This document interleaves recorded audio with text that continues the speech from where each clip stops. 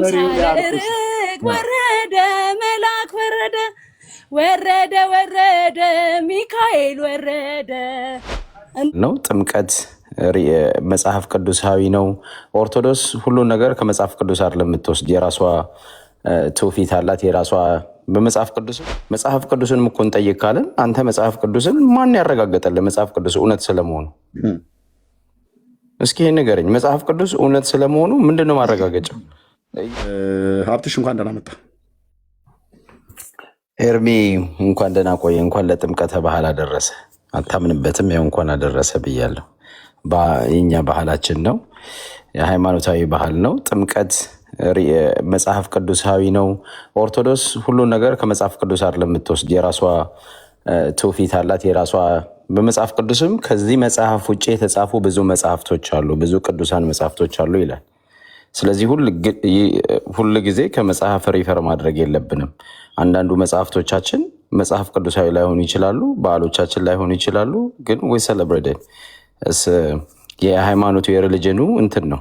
ስለዚህ መጽሐፍ ቅዱስን እኮ እንጠይቅ ካለን አንተ መጽሐፍ ቅዱስን ማን ያረጋገጠልህ መጽሐፍ ቅዱስ እውነት ስለመሆኑ? እስኪ ይህን ንገረኝ። መጽሐፍ ቅዱስ እውነት ስለመሆኑ ምንድነው ማረጋገጫው? የቆየ ሁሉ ያረጀ ሁሉ እድሜ የቆጠረ ሁሉ ትክክል አይደለም ብለሃል። መጽሐፍ ቅዱስንም ስለጠቀስክ እኮ አንተ ትክክል ስለመሆኑ ምንም ማረጋገጫ የለም። መጽሐፍ ነው ሪፈር የምታደርገው እንጂ ሌላ ነገር መጽሐፍ ቅዱሱ ወይም የተሰበከልን ስብከት እኛ እንደ ሃይማኖት እኔ ለምሳሌ በቃ ተሰብክ ያለው ምንም ማረጋገጫ የለውም። ሃይማኖተኛ ነኝ፣ ክርስቶስ እያደግኩበት ነው። ከእግዚአብሔር አለ ክርስቶስ አለ ብዬ አምናለሁ እንጂ ማረጋገጫ አላየሁም እስካሁን። ስለዚህ አየህ ዮኒ ማኛም ወደ ሴንሱ እየተመለሰ ነው። ይሄን ጥያቄ ጠየቀ ቀደም። ሃይማኖት አያድንም፣ ጴንጤ ያድናል፣ ጴንጤ የተለየ ነው ትላላችሁ። ጴንጤ ግን ሃይማኖት ነው፣ በቃ አንድ ሪሊጅን ነው እንደ ኦርቶዶክስ። ጴንጤን የተለየ ቅዱስ የሚያደርገው መጽሐፍ ቅዱሱን እሱ የገባው ነገር መንግስተ ሰማያት እንደሚያስገባ። ቆይ አዳምጠኝ። አረስታችን ዮኒ አይደለም። ዮኒ የኔ ወንድም ነው፣ የኛ ወንድም ነው፣ በጌታ ነው። አሁንም ወንድማችን ነው። ኦኬ፣ የፈለገውን መጠየቅ ይችላል፣ የፈለገውን ማውራት ይችላል፣ መብት አለው። አውርተናል። ግን በርቶለት ጠየቀ ነው እያልኩ ያለሁት። ይብራለት፣ ድምቅ ይበልለት፣ ከዚህም በላይ ድምቅለት። ወንድሜ ስለበራለት እኛ እንመቀኝም። ኦኬ፣ እኛ በአደባባይም ላይ አውርተናል፣ በውስጥም አውርተናል። ኦኬ፣ አሁን አርእስቱ የእናንተ መጽሐፍ ቅዱሳዊ በዓል የጥምቀት በዓል መጽሐፍ ቅዱሳዊ መሆኑን ማሳይ እንጂ ዮኒ ማኛ እንዲህ አለ ዮኒ ማኛ እንደዚህ አላለም ብሎ በሚል አይደለም። እሱ አይደለም። እኔም እየጠየቅኩ እኮ ነው። መጽሐፍ ቅዱስ እውነት ስለመሆኑ አንተ ማረጋገጫ ስተኝ። ኦኬ፣ መልሱ ይሄ ነው ማለት ነው። ልብ በሉ። አሁን የወንድማችን ሀብትሽ ምን አለ? ኖ የኔም መልስ ትሆና አንተ ማረጋገጫ ስተኝ። አንተ አሁን የእኛን ስለ ማረጋገጫ ይጠቅል ነው አይደል? አንተ መጽሐፍ ቅዱስ እውነት ስለመሆኑ ማረጋገጫ አምጣ እስኪ። አሁን ለጠየቅኩ ጥያቄ አይደል መልስ ብላ የሰጠኝ ይሄንን?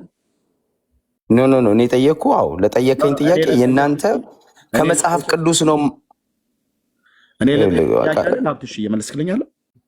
ኤርሚያስ አዳምጠኝ። ምናልባት ጥያቄዎችን ፍሬም ላድርግልህ። አንተ ብዙ ጊዜ የኦርቶዶክስን እምነት አንደርስታንድ ለጠየቀኝ ጥያቄ እኮ መልስ ሰጠሁኝ። ኦልሬዲ መልስ ሰጠሁኝ። ምን ሰጠው መሰለህ? መልስ ሰጠው። አንዳንድ ጊዜ የኦርቶዶክስ እምነት ከመጽሐፍ ቅዱስ ውጭ ሌላ ድርሳናት አሉን፣ ሌላ የቸርች አባቶች የጻፉት መጽሐፍቶች አሉን። ስለዚህ በመጽሐፍ ቅዱስም ሁሉም ይላል እኮ ቲንክ ዮሐንስ ይመስለኛል ከዚህ መጽሐፍ ውጭ የተጻፉ ብዙ ቅዱሳን መጽሐፍቶች አሉ ይላል። ሪፈር ያደርግልሃል። ከዚህ ከመጽሐፍ ቅዱሱ ውጭ ሌሎች መጽሐፍቶች አሉ እንድንቀበላቸው ሪፈር ያደርጋል። ቆይ አዳምጠኝ። እሺ ካላለ እንዲህ የሚል የለም መጽሐፍ ቅዱስ ላይ የለም። ዮሐንስ ላይል ይችላል፣ ግን መጽሐፍ ቅዱስ ላይ ከዚህ መጽሐፍት ውጭ የተጻፉ ብዙ መጽሐፍቶች አሉ፣ ለእናንተ ይሄ በቃችኋል ምናምን ይላል አይደለም? አይልም እኮ ሀብትሽዬ ነው ብዬ ኦኬ፣ እሱን ምናልባት አሁን እዚሁ እያወራን እሱን መረጃ አመጣልሃለሁ። ግን አንድ ነገር እኔ የምልህ ምንድን ነው፣ ኦርቶዶክስ ለምሳሌ ጥምቀት ለምንድን ነው አንተ ኦፖዝ የምታደርገው? ጥምቀት ኢየሱስ ክርስቶስ የተጠመቀበትን ነው እኛ የምናከብረው። ሌላ ምንድን ነው? ምንም እኮ የለም። ጥምቀት ስንል እሱን ነው። ምን መለስክልኝ? መልሼልሃለሁ ብላኝ ነበር። አሁን እንደገና ደግሞ እኔን ጥያቄ ምንድን ነው የመለስክልኝ? ቅድም ለጠየኩ ጥያቄ እና ወደ አንተ የጠየክልኝ ለጠየከኝ እኔ ላነሳው ጥያቄ እኮ ይኸውልህ መሰለህ፣ አንተ አሁን ከመጽሐፍ ቅዱስ አይደለም አልክ። እኔ ደግሞ የጠየቅኩ ያለሁት መጽሐፍ ቅዱስስ ምን መለስክልኝ? ጥያቄውን አንተ አሁን ጥያቄውን ነው ሀብትሽ መልሰህ የጠየቀኝ። ጥያቄ ከመጠየቅህ በፊት ግን መልሼልሃለሁ አልከኝ። ምን ነበር የመለስክልኝ? እኔ መለስኩልን ነገር የኢትዮጵያ ኦርቶዶክስ ቤተክርስቲያን ሁሉን ነገር አንዳንዴ ስርዓት አለት የራሱ ሃይማኖት የምታከብርበት። አንዳንድ ጊዜ ዳይሬክትሊ ከመጽሐፍቶች ይወስዳሉ። አንዳንድ ጊዜ ከሌሎች ከመጽሐፍ ቅዱስ ውጭ አባቶች የቸርች አባቶች የጻፏቸው መጽሐፍቶች ላይ ከነሱ ሪፈር ይደረጋል። ይሄ ምንም ከክርስቶስ ጋር አይጋጭም፣ ከሃይማኖት ጋር አይጋጭም።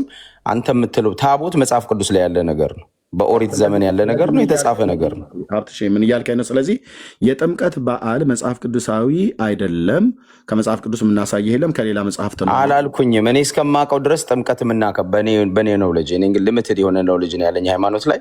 በእኔ እስከማውቀው ድረስ ግን ጥምቀት ቆይ አዳምጪ፣ ምንድን ነው ልናገር እንጂ እና እኔ እስከማውቀው ግን ጥምቀት የሚባለው ነገር ኢየሱስ ክርስቶስ የተጠመቀበትን በባሕረ ዮርዳኖስ የተጠመቀበትን አስበን ነው የምናከብረው። እሱ ነው ጥምቀት ለእኔ እስከማውቀው፣ የተማርኩትም እሱን ነው ካልተሳሳትኩኝ። ስለዚህ ጥምቀት መጽሐፍ ቅዱሳዊ ነው ለእኔ። ሌላ ኦርቶዶክሶች በተለይ መምህራኖች ካላችሁ ወደ ላይ መታችሁ ማስረዳት ትችላላችሁ። እና ግን የእኔ ጥያቄ ለአንተ ይኸውልህ መጽሐፍ ቅዱስ ራሱ ብዙ ጥያቄ አለው። መጽሐፍ ቅዱስ ራሱ ብዙ መጠየቅ የሚችል ጥያቄ አለው። ብዙ ጉድለት አለው። 190 በላይ ኮንትራዲክሽን አለው። 190 በላይ ኮንትራዲክሽን አለው። አዳምጠኝ። መጽሐፍ ቅዱስ ራሱ እውነተኛ ስለመሆኑ ምንም ማረጋገጫ የለም። አይምሮውን መጠቀም ስትጀምር እሱን ሁሉ ትጠይቃለህ። ይሄ ነው እንግዲህ እኔ አሁን አንተን ይዤ የኦርቶዶክስ መጨረሻ ይሄ ነው ብዬ አልልህም። ቤተክርስቲያኒቱን አየህ፣ ይሄ እኔን ወክዬ ነው። እኔ ኦርቶዶክስን አላወራሁም። እኔ ራሴን ወክዬ ነው የማወራው። እኔም ኦርቶዶክስን ትወክላታለህ ብዬ አልልም፣ ግን እንደ አንድ ኦርቶዶክሳዊ ያንተ መጨረሻ ምንድን ነው? ልብ በል ስማኝ ሀብትሽ፣ ያንተ መጨረሻ ምንድን ነው? የጠየቅኩን ጥያቄ ጥምን የሚያረካ ተገቢ የሆነ መልስ፣ ለጥያቄ የሚመጠን መልስ ከየት ታመጣው? የለህም። ያንተም ሪፈር መጽሐፍ ቅዱስ ነው አልኩ እኮ። መጽሐፍ ቅዱስ ደግሞ በራሱ ማረጋገጫ የለውም። አንተም እኮ የሚዲያ ሰው አይደል? እየተደማመጠን እናውራ። ኦኬ ማለት ጭቅጭቅ እንዳይሆን ማለት ነው። አንተ ፐብሊክ ፊገር ስለሆንክ ተደማምጠን እናውራ። የጠየቅኩን ጥያቄ መጽሐፍ ቅዱሳዊ አይደለም አልከኝ። የግድ ከመጽሐፍ ቅዱስ ላይ ማስረጃና መረጃ ማቅረብ አይጠበቅብንም አልክ። እኔ ቃል በቃል መጽሐፍ ቅዱሳዊ አይደለም አላልኩም። ኤርሚያስ አንደኛ ያላልኩትን አትበል። ምንድን ነው ያልከው? የጥምቀት በዓል መጽሐፍ ቅዱሳዊ ነው? አስረዳ። እኔ በእኔ ኖሌጅ አልኩ እኮ ኤግዛክትሊ ያሉ ያንተ አድማጮች ያዳምጣሉ። በእኔ ኖሌጅ መጽሐፍ ቅዱሳዊ ነው። ጥምቀትን የምናከብረው ኢየሱስ ክርስቶስ ዮርዳኖስ ላይ የተጠመቀውን እሱን አስበን ነው የምናከብረው። እስከ ዛሬ የተማርኩት እንደዛ ነው። ፔጁን ጠርቼ በዚህ ነው ብዬ ላልነግርህ እችላለሁ። ግን ማይ አንደርስታንዲንግ ኤርሚ ፍሬም ላድርግልህ እንጂ ማይ አንደርስታንዲንግ ዮርዳኖስን አስበን ነው፣ ክርስቶስ በዮርዳኖስ መጠመቁን አስበን የምናከብረው የጥምቀት ባህል ነው በእኔ አንደርስታንዲንግ። አንተ ደግሞ መጽሐፍ ቅዱሳዊ አይደለም ስላልክ እኔ ደግሞ መጽሐፍ ቅዱስ ራሱ ብዙ ጥያቄ ያለው። አንተ ሁል ጊዜ ሪፈር የምታደርገው ኦርቶዶክስን አታክ የምታደርገው ልክ መጽሐፍ ቅዱስ ጥያቄ እንደሌለበትና እናንተ እውነተኛ እንደሆናችሁ ነው። which is wrong። መጽሐፍ ቅዱስ ጋር ትሄዳለህ። አሁን ምንድን ነው እያልክ ያለው? ለምጠይቀው ጥያቄ መጽሐፍ ቅዱሳዊ የሆነ መሰረት ልታመጣ ስላልቻልክ መጽሐፍ ቅዱስን ወደ መቀጥቀጥ ልትሄድ ነው ማለት ነው። አየህ፣ መጽሐፍ ቅዱስን ብሌም ወደ ማድረግ መጽሐፍ ቅዱስን እውነተኛ አይደለም። ለምንድን ነው ብሌም? አሁን መቀጥቀጥ የሚለው ለምን ተጠቀም? ጥያቄ አንተኛ ላይ እንደምታነሳው የመጽሐፍ ቅዱስ ላይ ማንሳት ጥያቄ መብት የለኝም? ኤርሚያስ መብት የለኝም ወይ? እንዳደመጥኩ አድምጠኝ ሀብትሽ ፕሊዝ፣ በጌታ እንዳደመጥኩ አድምጠኝ። እንዴ ምን አለ? ልብ በሉ እዚህ ያላችሁ ሰዎች፣ መጽሐፍ ቅዱሳዊ ያልሆነው የጥምቀት በዓል ነው ያልኩትኝ። የጥምቀት በዓል የሚባለው እንጂ ጥምቀት መጽሐፍ ቅዱሳዊ አይደለም ብሎ የሚል አይደለም። ጥምቀትማ መጽሐፍ ቅዱሳዊ ነው። ጌታም ተጠምቋል፣ ሰዎችም ተጠምቀዋል፣ እንድናጠምቅም አዞናል። እኔም ተጠምቄያለሁ። ጥምቀትን አይደለም ማቃልለው፣ የጥምቀትን ትምህርት አይደለም ማቃልለው። ጥምቀት ጌታ ተጠመቁ ብሎ ራሱ ተጠምቆ ተጠመቁ ብሎ ያለ ጌታ እሱ የተጠመቀውን እኔም የተጠመቅኩትን ሌሎችም የተጠመቁትን መጽሐፍ ቅዱሳዊ የሆነውን ጥምቀት አይደለም በዓሉን እየተቃወምኩ ያለሁት። ትክክል አይደለም፣ መጽሐፍ ቅዱሳዊ አይደለም የሚል ማለት ነው። ስለዚህ መጽሐፍ ቅዱሳዊ ያልሆነው የጥምቀት በዓል ነው ያልኩት። ልብ በሉ፣ የጥምቀት በዓል ማለት ኢየሱስ የተጠመቀውን ትቃወማለች። ለምን እንደምቃወመው ጌታዬ እኔን ራሱ ተጠመቁ ብሎ በሚል አምላካዊ ትእዛዝ ያዘዘውን እሱን ሳምን እና እሱን ስቀበል በአብ በወልድ በመንፈስ ቅዱስ የተጠመቁትን ጥምቀት እንዴት ብዬ ነው የማቃልለው? ኖ አርእስቴን ሽፍት አታድርገው ሀብትሽ። ስለዚህ ምንድነው የመለስክልኝ ቅድም? አዎ እኛ ቤተክርስቲያን የራሷ የሆነች ስርዓት የሰራችኋለች አባቶች የሰሩት ሁሉ ነገር መጽሐፍ ቅዱሳዊ አይደለም ብለህ አልከኝ፣ መለስክልኝ ማለት ነው። ስለዚህ ምን ማለት ነው? እንደ ሀብትሽ መረዳት ሌሎች ካሉ ይግቡ። እንደ ሀብትሽ መረዳት የኢትዮጵያ ኦርቶዶክስ ቤተክርስቲያን የበዓል ጥምቀት ብላ ማን የጥምቀት በዓል ብላ በየዓመቱ የምታከብረው ምንም አይነት መጽሐፍ ቅዱሳዊ ኤቪደንስ የለውም። እንደ ምክንያት የሚያደርጉት አድምጠኝ፣ ለጨርሼ እሰጣለሁ። እንደ ምክንያት የሚያደርጉት ኢየሱስ የጠመቀበትን ቀን ነው የምናስበው ብለው ይላሉ። ኢየሱስ የተጠመቀበትን ቀን ነው የምናስበው ብለው ይበሉ እንጂ ሎተሪ ትኬት ስትፍቁ ልክ ቁጥሩን እንደምታዩት በእውነተኛ በእግዚአብሔር ቃል ፋቅ ፋቅ ስታደርጉት ኢየሱስ የተጠመቀበት አጠማመቅና ኦርቶዶክስ ጥምቀት በዓል ብላ የምትለው ኢየሱስ ሊጠመቅ ወደ ዮሐንስ ሲሄድ ራሱ ነው ይዞ ሄደው ማለት ራሱ ነው የሄደው። ኦኬ፣ ምንም ከሱ ጋር አብሮ አጀብ የታጀበ ምናምን ነገር የሚባል ነገር የለም። ፍጡራኖች አጅበውት ሄዱ፣ የፍጡራን ታቦቶች አጀቡት፣ በጠላ አጠሉለት ብሎ የሚል ነገር የለም። ምንጣፍ እየተነጠፈለት በጊርጊራ ዕጣን ሁሉ ጭምራውን እየወጣ እየታጠነለት ሄደ ብሎ የሚል የለም። ኦኬ፣ በዚያ ዘመን የነበሩ ጻድቃን ሰማዕታቱ የሚባሉት የነሱ ታቦቶ ሕግ ሁሉ አጅቦት ወረደ ብሎ የሚል የለም። ጻድቃን ስላልነበሩ ነው? ነበሩ። ነቢያተ እግዚአብሔር ነበሩ። እሱም በስጋ አይናቸው ሳያዩ የሞቱ ቅዱሳን ነቢያት ነበሩ። እነ ኢሳያስ ታቦት ነበራቸው? አልነበራቸውም? ኤርሚያስ ታቦት ነበረው? አልነበረውም? ሕዝቅኤል፣ ዳንኤል ታቦት ነበራቸው? አልነበራቸውም? የሞተው ሙሴ ታቦት ነበረው? አብርሃም፣ ይስሐቅ፣ ያዕቆብ፣ ዳዊት ነበራቸው? ሳሙኤል ነበረው? አልነበረውም? እነሱ ሁሉ ጅብ አድርገውት እነ ሚልኪያስ እነ ሚኪያስ እነ ዕንባቆም እነ ሶፎንያስ እና አጌ ኤርሚ ላቋርጥ ሳይሆን ማብራሪያውን እኮ ረጅም ሰጥተህ እንድናወራ ሀሳብን ግለጽና ለእኔ ጨርስና እሰጥሃለሁ። ጨርሼ ልሰጥ ነው። እነሱ ሁሉ አጅበውት ሄዱ አይልም። ስለዚህ በአጭሩ እዛ መጀመሪያው ላይ መለስክልኝ። ኦርቶዶክስ የጥምቀት በዓል ብላ የምትለው መጽሐፍ ቅዱሳዊ አይደለም፣ አባቶቻችን የሰሩት ስርዓት ነው ብለሃል። ያ ስርዓት ሰዋዊ ስርዓት ነው። ሰዋዊ ስርዓታችሁን የእግዚአብሔር በዓል ነው እኛ የምናከብረው የእግዚአብሔር በዓል ነው ብላችሁ ወደ ሌሎች ሃይማኖቶች እኛን ወደ መሰለ እናንተ ጥምቀቱን አታከብሩ ብላችሁ ጥምቀቱን በዓል ማክበር እናንተ ከጌታ እንደተቀበላችሁት ከሐዋርያቱ እንደተቀበላችሁት መጽሐፍ ቅዱሳዊ የሆነ በዓል እንደምታከብሩ አድርጋችሁ እኛ ፊት አታውሩ። እኛ ፊት አታውሩ። አባቶቻችሁ የሰሩላችሁ ሰዋዊ ስርዓት ነው፣ እሱን ማክበር ትችላላችሁ። መጽሐፍ ቅዱሳዊ ግን ልታደርጉ ስትፈልጉ ግን ፊት ለፊታችሁ እንቆማለን። በበለዓም ፊት እንደቆመው መልአክ እንቆምባችኋለን። የእግዚአብሔርን ቃል ይዘን ልንሞግት ማለት ነው። መጽሐፍ ቅዱስን ብሌም ወደ ማድረግ ነው የመጣ። በመጀመሪያ እኔ ያላልኩትን ነገር አለ ብልሃል። እዚህ ጋር ላስተካከል። እኔ ጥምቀት መጽሐፍ ቅዱሳዊ አይደለም አላልኩም። ስፔሲፊክሊ ያልኩት ምንድን ነው? በእኔ መረዳት ጥምቀት የዮርዳኖስን የኢየሱስ ክርስቶስ ጥምቀት አስበን የምናከብረው ነው ያልኩ። ግን ሃውኤቨር እኛ አንዳንድ ጊዜ እንደ ኦርቶዶክስ አንዳንድ ጊዜ ከብዙ በዓላቶች አሉ፣ የቅዱሳን የመላእክት ምናምን በዓላቶች አሉና ሁሉም ከባይብል አይመዘዝም። አንዳንዶቹ ከቸርች አባቶች የሚመዘዝ ነው። እነሱን ሰለብሬት እናደርጋለን። እንደዚህ አይነት በዓላቶች አሉና አከባበሮች አሉ። ይሄ የሚታወቅ ነገር ነው። አሮጌ ስለሆነች ወይንም ረጅም እድሜ ስለቆየች እውነተኛ ነች ማለት አይደለም ማለት። መጽሐፍ ቅዱስ እውነተኛ ስለመሆኑ ማስረጃ ስጠኝ ብዬ ጠይቄያለሁ፣ አልሰጠኝም። ኦርቶዶክስ አሮጌ ስለሆነች ነው አልኩኝ።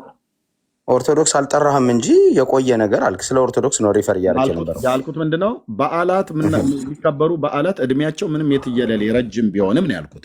ለምንድነው ኦርቶዶክስ ያላልኩትን ኦርቶዶክስ አሮጌ ምናምን ነገር ብለህ የምትለው? እኔ ያላልኩትም ማለት ነው። ኦልሬዲ ሪከርድ እየተደረገ እሱ ችግር የለውም። እሺ እኔ አሁን ጥያቄ ምንድነው ነው? አድመጣኝ። ሃይማኖት ተቋምን ጠርተህ እኔ ያላልኩትን ለምን እንደምትለው አንተ እንዳልኩት አድርገህ ለምን እንደምትለው አላልኩም። ኦርቶዶክስ አሮጌ አላልኩም። ዘመኑ ምንም ሩቅ ቢሆን አንዳንድ ብናከብራቸው በዓላቶች ረጅም ቢሆኑም ነገርየው ቀስ ብሎ መታየት አለበት። ሲታይ ግን ጥጃ እንደሆነ ይህንን የአጽንኦ ሰጥቼ የተናገርኩት እንጂ ኦርቶዶክስ አሮጌ ነች አላልኩም። መጽሐፍ ቅዱስ እውነተኛ ስለመሆኑና ስለሱ ማስረጃ ምንድን ነው? ስለዚህ ይህንን መለሰ። ምንድነው መለሰው? ይህንን ጥንፍፍ አድርገን እንዳንመለስበት ማለት ነው። ስለዚህ ጥምቀት አዳምጠኝ። በእኔ መረዳት ጥምቀት ግን በእኔ መረዳት ዮርዳኖስ ነው። ጌታ በዮርዳኖስ ተጠመቀ ብለን ነው የምናከብረው። ነገ ጥምቀት ስንሄድ ያንን ነው የምናከብረው እኛ። አንተ መጽሐፍ ቅዱሳዊ አይደለም ነው የምትለው። እንግዲህ በልዩነት ማየት እንችላለን። ግን እኔ መጽሐፍ ቅዱስ እኮ ራሱ መጽሐፍ ቅዱስ ራሱ የተሰበከልን ራሱ ማረጋገጫ የለውም። ዝም ብለን ነው የምናከበው። አንተ ኦርቶዶክስን ትቀጠቅጣለህ እንጂ ይሄንን ማስረጃ ስጠኝ እስኪ። መጽሐፍ ቅዱስ እውነት ስለመሆኑ ማስረጃ፣ አንድ ማስረጃ፣ ሁለት ማስረጃ አምጣ። ልብ በሉ። አሁንም ሳንጨርስ ወደዛ ጋር አልሄድልህም። ይህንም በደንብ ጥንፍፍ አድርገን ጨርሰን ነው ወደ መጽሐፍ ቅዱስ እውነተኝነትና እውነተኛ አለመሆን ምን ማለት ነው። አሁን ወንድማችን ሀብትሽ እንዳንድ ኦርቶዶክስ መጽሐፍ ቅዱስ እውነተኛ ነው ብሎ አያምንም። ለምን? የእነሱን መጽሐፍ ቅዱስ አንተ አስረዳኝ እኮ ነው። ተኛሙ መረጃ ስጠኝ ስለ አያምንም ትለኛል። አድምጠኝ። ለምንድን ነው እንደዚህ ብሎ የሚለው? የእነሱ መጽሐፍ ቅዱስ ያለውን በዓላቸውን መጽሐፍ ቅዱስ አላጸድቅለት አለው። ስለዚህ መጽሐፍ ቅዱስን ወደ መቃወም እውነተኛ ነው ወይ ሲጀምር ብሎ አለ። እንግዲህ የኦርቶዶክስ እምነት ተከታይ ሆኖ ነው ሀብታሙ መጽሐፍ ቅዱስ እውነተኛ መሆኑን በምን አወቅ ብሎ የሚለው ማለት ነው። ስለዚህ የሀብታሙ ክርስትና ጥያቄ ውስጥ አይገባም። የራሱ የግለሰቡ ነው ያልኩትኝ። የራሱ የግለሰቡ የሀብትሽ ሃይማኖት ሳይሆን ኦርቶዶክስነት ሳይሆን የእሱ እምነት የእሱ ክርስትና የራሱ የግለሰቡ ክርስትና ጥያቄ ውስጥ አይገባም። ይገባል። እቺ አካሄድ ወዴት ነው የምትሄደው? አላህ አክበር ወደ ማለት ታድጋለች ማለት ነው። ለምን ብሌም እያደረገ ጥያቄ እያነሳ ያለው በምንድን ነው? ቅድም 190 ምናምን ነገር እርስ በርስ የማይስማሙ ቃላቶች አሉ ከመጽሐፍ ቅዱስ ላይ ብሏል። 190ዎቹን በትልቁ ላይ ያረጋለሁ፣ በነጥብ በነጥብ ታስቀምጥልኛለህ። ግን በመጀመሪያ የጠየኩህን ነገር ትጠይቀኛለህ። ሶሪ ትመልስልኛለህ። የጥምቀቱን ጉዳይ እንጨርስና ማለት ነው ሀብትሽ። ኦኬ 190 ምናምን ነገር ልዩነቶች አሉ ብልሃል። በነጥብ በነጥብ ታመጣቸዋለህ ልዩነቶቹ ማለት ነው። ከዛ እኔ ክርስቲያን ነኝ፣ መጽሐፍ ቅዱስ የአምላኬ እግዚአብሔር ሕያው ቃል እንደሆነ እንነግርሃለን። እዚህ ያሉ ወንድሞችንም ሰጠዋል። አይ መጀመሪያ ለጠየኩ ጥያቄ መልስ። መጽሐፍ ቅዱስ እውነተኛ ስለመሆኑ ማረጋገጫ አስጠኛል። ወደዚህ ኤቪደንስ። አድመጠኝ ብራዘር አድመጠኝ። የመጀመሪያውን የጥምቀት በዓል የተባለውን እሱን ጨርሰን እንምጣልኩ ጨርሰናል። ብዙ ነግረኸኛል። ምንድን የነገርከኝ? ይህንን እርግጠኛ ሆንልኝ እንዳንመለስበት ከአንተ ጋር ማለት ከሌሎች ጋር እናወራለን።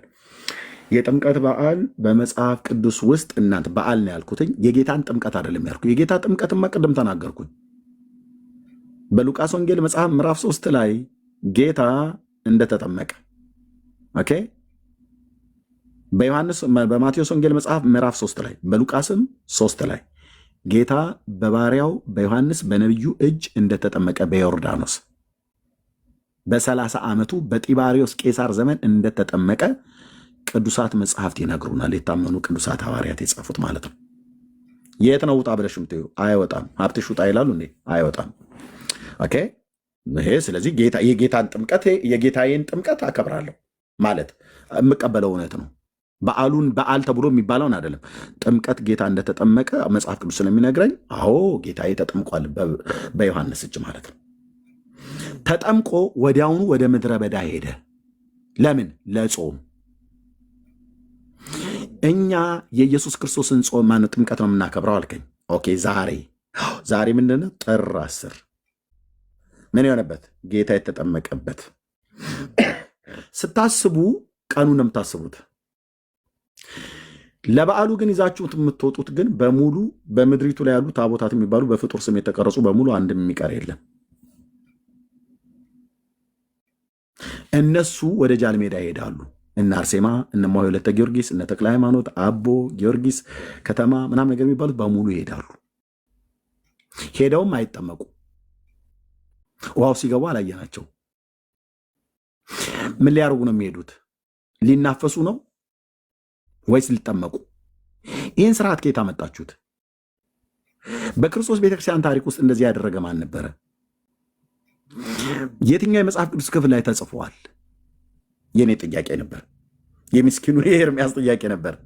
የሀብትሽ መልስ አባቶቻችን የሰሩ ስላል እንጂ መጽሐፍ ቅዱሳዊ አይደለም ማለት ይሄው ነው። አርእስቴ ታዲያ ምንድነው ያልኩትኝ? መጽሐፍ ቅዱሳዊ ያልሆነው የጥምቀት በዓል ሲመዘን ነው።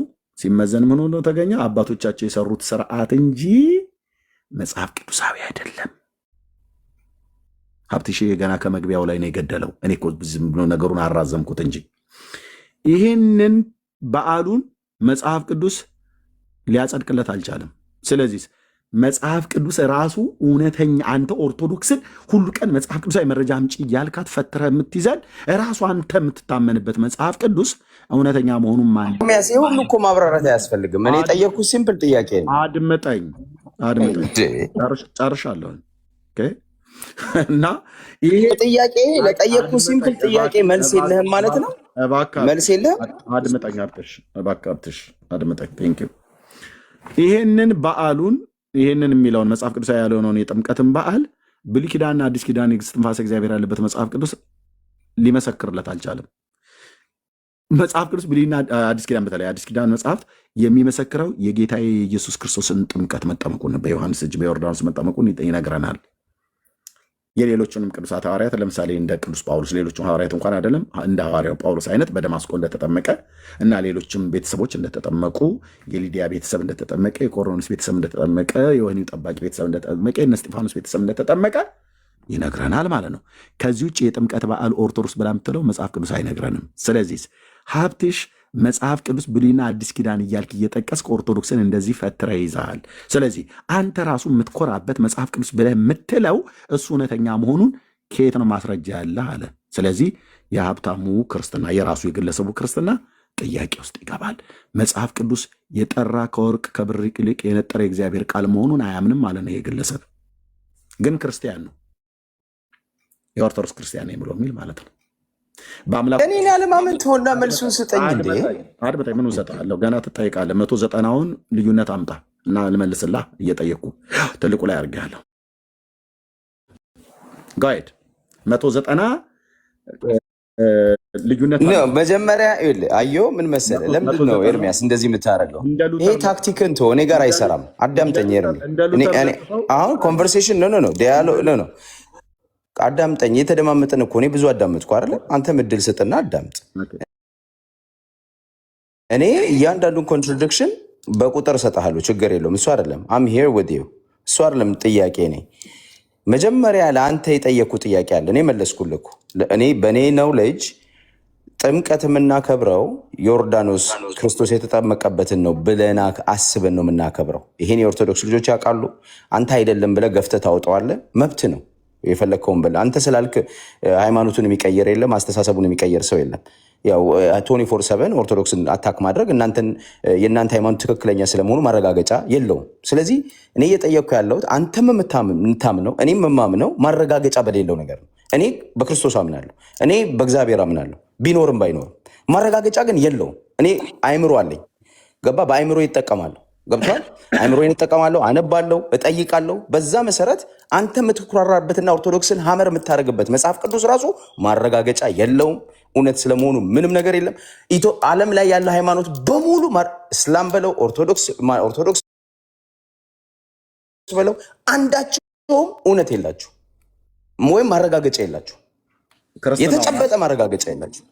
አዳምጠኝ። ክርስትናውም እስልምናው ማረጋገጫ የለውም። አላህም በለው ክርስቶስም በለው እግዚአብሔርም በለው ማረጋገጫ የለውም። ግን እኔ አመልካለሁ። ለምሳሌ ሃይማኖት የሌለኝ ሰው አይደለም። በሀብትሽ ስንፍና ቤተክርስቲያኒቱን አለካም። ዚስ ኢዝ ኦርቶዶክስ እንበለው ወንድሞች፣ አለለው አባቴ፣ ይሄ የኔ ሃይማኖት ነው፣ የኔ አስተሳሰብ ነው። እኔ ኦርቶዶክስ ነኝ። አዳምጠኝ። እኔ የኦርቶዶክስ እምነት ተከታይ ነኝ። ክርስቶስ ቢኖርም ባይኖርም እግዚአብሔር ቢኖርም ባይኖርም አዳምጠኝ፣ ቢኖርም ባይኖርም አመልካለሁ አልኩ። ለምን በለኝ፣ አስረዳኛ። እኔ ሀሳቤ ልግለጽ። ለምን ነው የምትጫነኝ? ይኸውልህ እኔ ክርስቶስ ቢኖርም ባይኖርም ምንድን ነው ከርኩሰት ጽድቅ ሳይሻል አይቀርም ይባላል።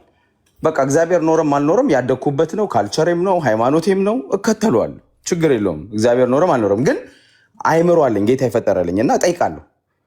ይህ ሁሉ ነገር ህፃናቶችን በቦምብ ሲያጠፉ ጌታ የታለ የሚያድናቸው? የለም። መጽሐፍ ቅዱስ ላይ ህፃናቶች ንጹሐን ናቸው ጠብቃቸዋለሁ ይላል። የታለ የሚጠብቃቸው? የለም። አንድም ቦታ ላይ ጌታ መልስ ሰጥቶ አያውቅም። ዓለም መጽሐፍ ቅዱስ ለነገረን ነገር አንድም ቦታ ላይ መልስ አግኝተን አናውቅም። ዝም ብለን ነው የምናምነው። ገብቶሃል? ዝም ብለን ነው የምናምነው። እና አንተ ይህንን ይዘህ መተህ መጽሐፍ ቅዱስ ራሱ በጌታ ስለመጻፉ ሰዎች ናቸው የጻፉት። ማስረጃ ላመጣልህ እችላለሁ። ብዙውን ሰዎች ነው የጻፉት። ቅዱሳን ነው ልትላቸው ትችላለህ። ለምሳሌ የጳውሎስን ማንሳት እንችላለን። ጳውሎስ በብሉይ ዘመን የኖረ ሰው ነው። በአዲስ ኪዳን የለም አይደለም። ጳውሎስ የመቼ ዘመን ሰው ነው? ይህንን እንድትመልስልኝ እፈልጋለሁ። ጨርስ። ያው እና ግን እሱ አዲስ ኪዳን ላይ ነው የጻፈው።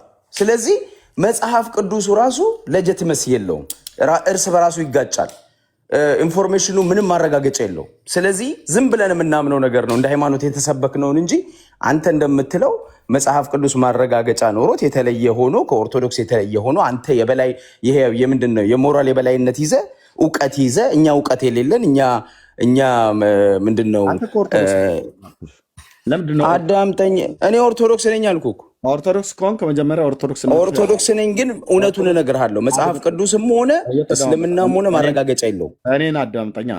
ኦርቶዶክስ ከሆንክ አሁን ቀድሞ የኢትዮጵያ ኦርቶዶክስ ዲያቆን እንደነበረ አሁን የወንጌል ሰባኪ እንደነበረ በሁለቱም ሃይማኖትን የሚመለከተኛ ሃይማኖት ስለሆነ አንተ ከኦርቶዶክስም ከእኛም ከወንጌላውያን አማኝ የምንቀበለውን የአምላካችንን የእግዚአብሔርን ቃል ጥያቄ ፈጥሮብህ ዲና ያደርገዋል።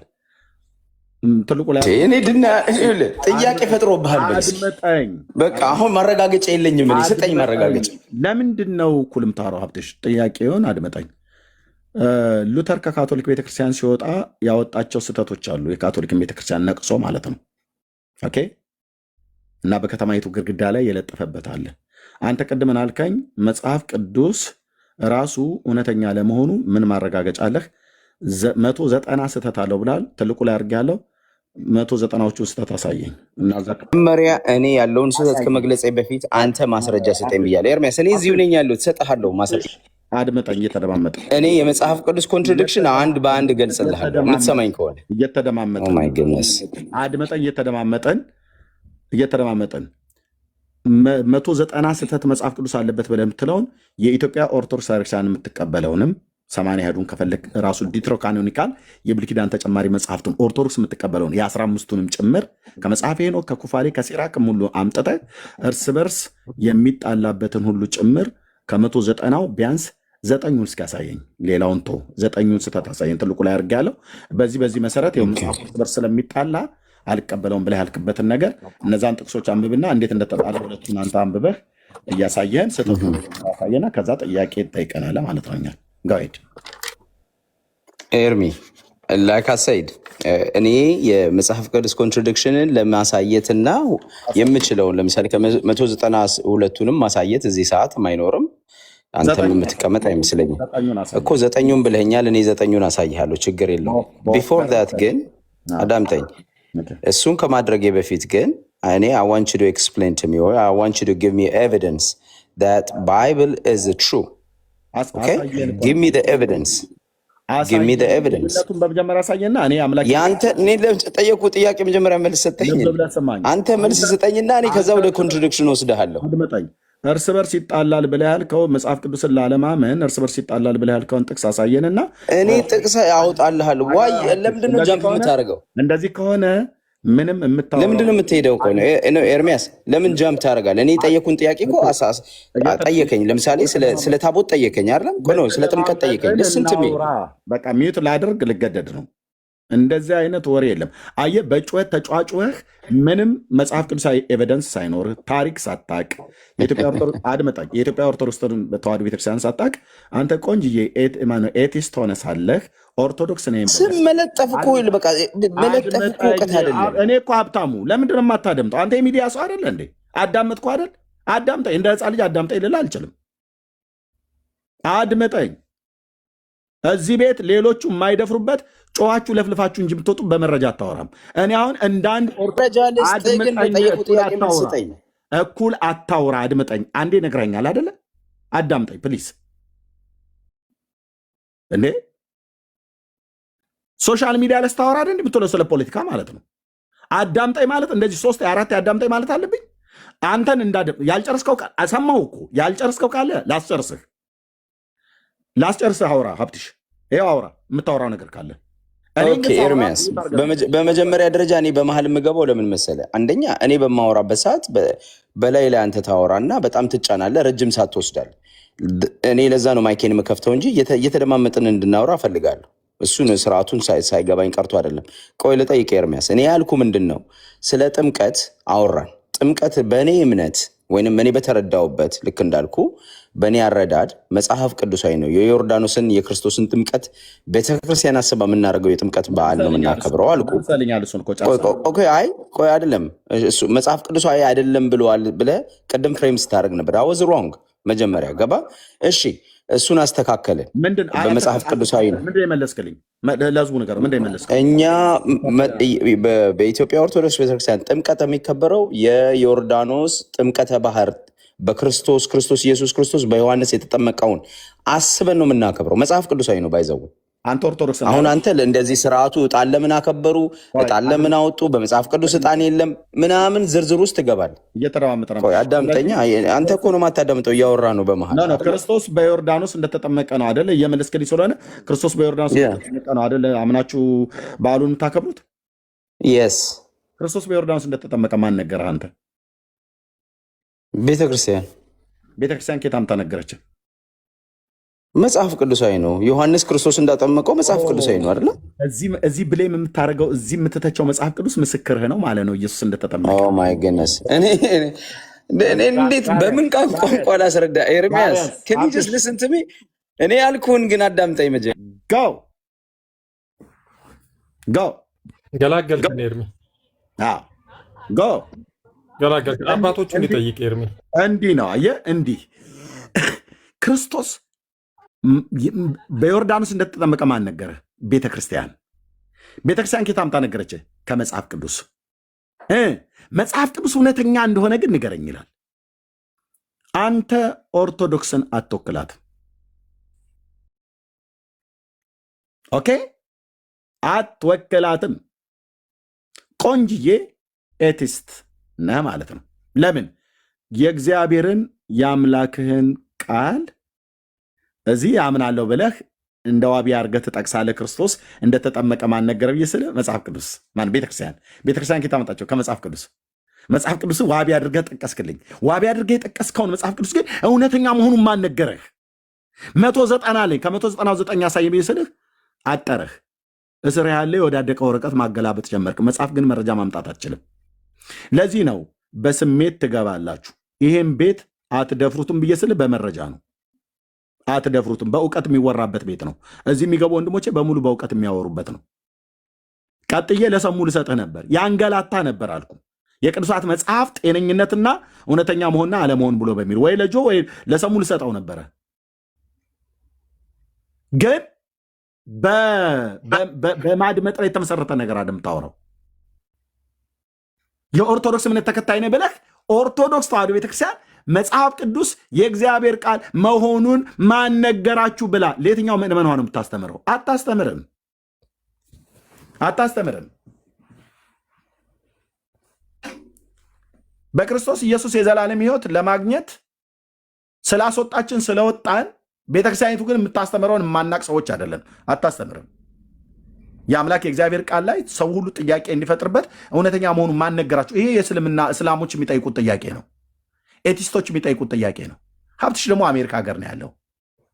ነጭ የጻፈውን በጥስጣሽ ጋዜጣም ታነባለህ፣ ዩቲዩብም ላይ ትሰማለህ፣ ያልሆነ ነገር ትቆፍራለህ። ከዛ መጽሐፍ ቅዱስ ላይ ጥያቄ አለህ። እንደሞ እዚህ ትመጣና ጥምቀት በዓል መጽሐፍ ቅዱስ ላይ ነው። አዎ ኢየሱስ በዮርዳኖስ ተጠምቋል። ማን ነገረ? ቤተክርስቲያን ኬት ከመጽሐፍ ቅዱስ። መጽሐፍ ቅዱስን ዋቢ አድርገህ ምስክር አድርገህ የጠራውን እንዴት እዚህ ጋር ደግሞ መጽሐፍ ቅዱስ እውነተኛ ነው ብለህ ትለኛለህ? ስለዚህ አንተው እንደ ክርስቲያን ስጠይቅህ በዜሮ ይባዛል ማለት ነው። ለሰሙሻ ልስጠውና የሚለው ነገር ካለ ለሌሎች እንሄዳለን። ሮያልም ማነች ጥሩዬም ካላይ ስላለች ሰሙሻ የምትለው ነገር ካለ ማለት ትችላለህ።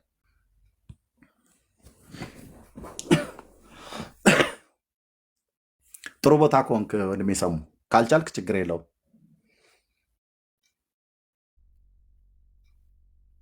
እሺ እኔ ልናገር ኤርሚያስ የሚችልበት ቦታ ደግሞ አይ ጥሩዬ ቀድማ ስለገባች ሮያልዬ እንደያጋባችሁ ከዛ አንተ ትላለህ። ጥሩዬ ፌር እንዲሆን ነው። ቴንክ ዩ ሮያልዬ። ጥሩዬ ቀድማ ስለገባች ሰላም ነው። ደህና ነኝ እግዚአብሔር ይመስገን። እንዴት ነሽ? እግዚአብሔር ይመስገን ሁሉ ሰላም፣ እግዚአብሔር ይመስገን። ጥያቄውን አይተሻላል? አዎ አይቼዋለሁ። አይ ቅድም መግቢያ ላይ ስታወራ አጋጣሚ እየሰማሁ ነበርና መጀመሪያ ለመላው ክርስትና እምነት ተከታዮች በሙሉ እንኳን ለጌታችን ለመድኃኒታችን ለኢየሱስ ክርስቶስ የጥምቀት የመታሰቢያ ቀን አደረሳችሁ እላለሁ። እኔ እንኳን ለጥያቄ ሳይሆን ኤርሚ ዛሬ ማለት አሁን እነጆን ምን ስላየው ነው የገባሁትና ለዛሬ ብታልፉ ማለት አሁን ዛሬ በምታደርጉት ነገር እግዚአብሔር ደስ ይለዋል ብላችሁ ታስባላችሁ? ማለት መግቢያ ላይ በጣም ብዙ ቃል ስትናገር ነበር ማለት ከእግዚአብሔር ቃል ጋር የማይመጥን ቃላቶች በቃ እስኪ ለዛሬ የሆነ ኤርሚ ኢቨን እኮ አፌ ላይ በቃ ይሄ ተዋህዶ የናፈቀው ሰው አወራር ነው እኮ ስታወራ የነበረው። ጦርዬ እየሰማሽኝ ነው? ለምሳሌ ከእግዚአብሔር ቃል የማይመጥን ቃል ስትናገር የነበረው መግቢያ ላይ ብለሻል። ለምሳሌ ምንድን ነው? ለምሳሌ በቃ ዲቃላ እንኳን የሆነ ነገር ይመስላል። ኦርቶዶክስ ምን ሲጀመር የኦርቶዶክስ ተዋህዶ ቤተክርስቲያን የሰማዩን ስርዓት ኮፒ አድርጋ እግዚአብሔርን በመፍራት በመንቀጥቀጥ የምታመልክ። ያልጠየኩሽን አታውሪ። ከመጽሐፍ ቅዱስ ጋር የማይስማማ ያልሆነ ቃል ስትናገር ነበረሽ ብለሻልሽው እኮ። ለምሳሌ ኦርቶዶክስ ምንም አትመስልም፣ ዲቃላ እንኳን ይመሳሰላል፣ ከመጽሐፍ ቅዱስ ጋር ምንም አትመስልም ስትል ነበረ። ይሄን ቃል አሁን ከእግዚአብሔር ቃል ጋር ራሱ አይመጥነውም። ይሄ አንደበት በቃ የእግዚአብሔርን ቃል እየተናገርክ አድምጭኝ እህቴ እባክሽ። ኦኬ እንደው ወንዱም ሴቱም ጨዋሂ ይሁን። አዎ ደግመዋለሁ። ዲቃላ እንኳን ሲወለድ ከተገኘበት ዘርጋ ይመሳሰላል። አንዳንዴ ኮፒ ይሆናል፣ ወይ እናቱን ወይ አባቱን ማለት ነው። ኦኬ ልብ በሉ። አዎ ይመሳሰላል። በሀገራችን ባህል ይባላል ያልተዘራ አይበቅልምና ይባላል። እኔ ገጠር ልጅ ነኝ እህትዬ። ኦኬ ያልተዘራ አይበቅልምና ይባላል። ስለዚህ ይመሳሰላል ማለት ነው። ዲቃላ እንኳን ሲል ይመሳሰላል። የኦርቶዶክስ የጥምቀት በዓል፣ የፋሲካ በዓል፣ የገና በዓልን ብላችሁ የምትሉት መጽሐፍ ቅዱስ አይነት ሁሉን አላችሁ። ከመጽሐፍ ቅዱስ ጋር ስንፈልግ በታሪክ በቀን በበዓል አከባበር አንዱም አይመሳሰልም። የሚመሳሰል ነገር እንኳን አጣን። ታቦት ብላችሁ ትላላችሁ፣ አይመሳሰልም። በዓል ትላላችሁ፣ አይመሳሰልም። ጥምቀት ትላላችሁ፣ አይመሳሰልም። አጽዋማት ትላላችሁ፣ አይመሳሰልም። ከጌታ ጋር አይመሳሰልም። ግን የጌታ ነው ብላችሁ ትላላችሁ። እሱን አሳይ ብለሻል ነው። ቴንኪው። አሁን መቀጠል ትችላለሽ። እሺ እኔ በአጠቃላይ የሚገርም ጭቅጭቅ በጣም በቃ ይሄ ማለት ክርክር ምናምን እጅግ በጣም የሚያደክም ነገር ነው። በጣም ምንም ጥሩ ደስ የማይል ነገር ነውና አጠቃላይ ሌሊት ምናምን ሁሉ ነገር እያየው ነበርና በቃ ኤርሚዬ ለዛሬ መኝታ ቤትን ዝግት አድርገህ ጸሎት አድርግ፣ ከራስ ጋር አውራ። በቃ ኦርቶዶክስ ቤተክርስቲያን ንፍቅ ያለው ሰው ላይክ እነ ትዝታው የለ እነ በቃ አወራራችሁ ራሱ ናፍቆቷ ያንገበገበው ሰው አይነት አወራር በቃ ኢቭን ካልሆነ ደግሞ እርግፍ አድርጋችሁ እኛን ተውን። በቃ እኛ ለኛ በቂ ነን። በቃ እኛ እንወቀስ፣ እኛ እንከሰስ። እስኪ ኢቭን ጠዋት እንኳን አንተ መገሰጽ ሲኖርብህ እንዳልካቸው በጻፈው ነገር ጭራሽ ኢየሱስ ክርስቶስን እንደማናውቀው ሌላ ነገር እንደምናመልክ አርጋችሁ ስታወሩ ነበር። እስኪ እናንተ ቅዱሳን መላእክትን ስላዋረዳችሁ ጽደቁ፣ እመቤታችን ላይ ስለተሳለቃችሁ ጽደቁ፣ እኛ ደግሞ አከበራችሁ ብሎ እስኪ ይኮንነን። በቃ ግን ለዛሬ ይሄው ጆን በቃ ትልልቅ ሰው ናችሁ አይደል? ለዛሬ እስኪ ተውት፣ ወይ ደግሞ ስለራሳችሁ አውሩ። በቃ ለዛሬ እስኪ ተውት በእግዚአብሔር። እስኪ ማለት ራሳችሁን አዳምጡ። አንዳንዴ የሆነ ነገሮችን አብርዱ። በቃ ያለው ነገር በጣም ያስጠላል። በቃ እግዚአብሔር አምላክ በዚህ ደስ አይሰኝም። በቃ አሁን ባለው የምር አንተ እግዚአብሔርን ደስ ለማሰኘት ነው የወጣሁት ብለህ ካሰብክ በቃ ለዛሬው ተው። እስኪ ዛሬ ከቤተሰብ ጋር የሆነ አሳልፍ፣ የሆነ ጸሎት አድርግ፣ ከራስህ ጋር አውራ። የምር ኤርሚ የእውነቴን ነው። እስኪ ራስን አዳምጠው መጀመሪያ፣ ወይም ደግሞ ሪካርዱን ራሱ ደግመህ ለራስህ አዳምጠው። የእውነት የእግዚአብሔር የሆነ ቅናቱ ከሆነ እንዲህ የሚያደርግህ ሪካርዶችን ደግመህ ለራስህ እስኪ አዳምጠው።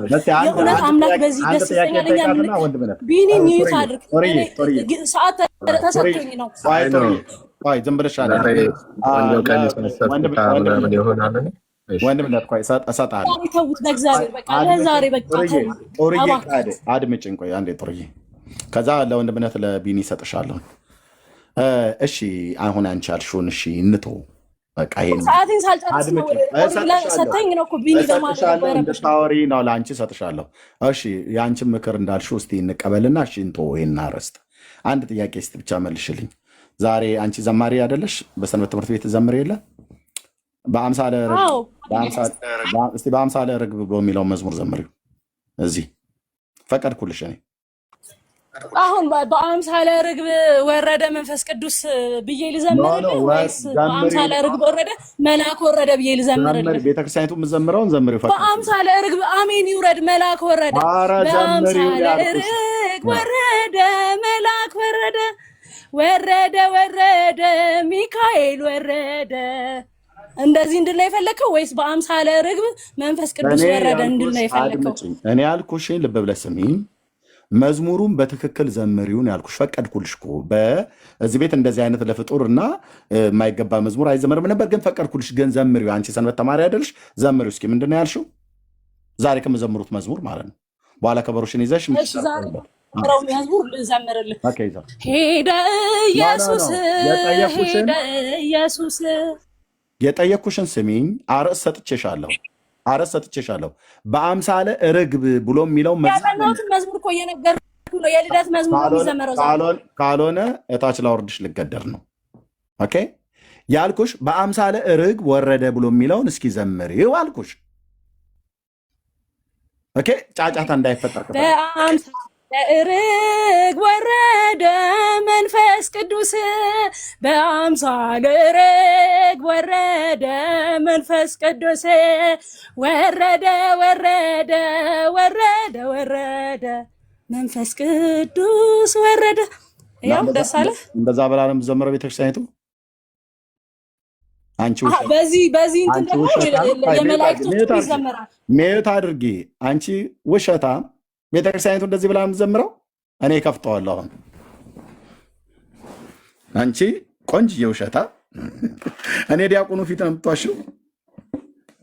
ገብርኤል በአምሳለ ርግብ የወረደበት ሚካኤል በአምሳለ ርግብ ወረደበት ብሎ ዲያቆን ቴዎድሮስ የዘመረበት የቤተክርስቲያናችሁ መዝሙር ይሄ ነው። የትኛው ላይ ነው ሚካኤል በርግብ አምሳል ሚካኤል ገብርኤል በርግብ አምሳል ወረደ ተብሎ የተጻፈው? ምዕራፍ ስንት ቁጥር ስንት? የትኛው መጽሐፍ ላይ? ቶሎ በይ እስቲ። በእልልታ ላጀብሽው የውሸት መዝሙር መረጃ እስቲ ስጭኝ።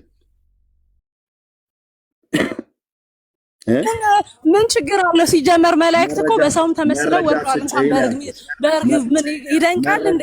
እህቴ የጠየኩሽን ሰምተሻል?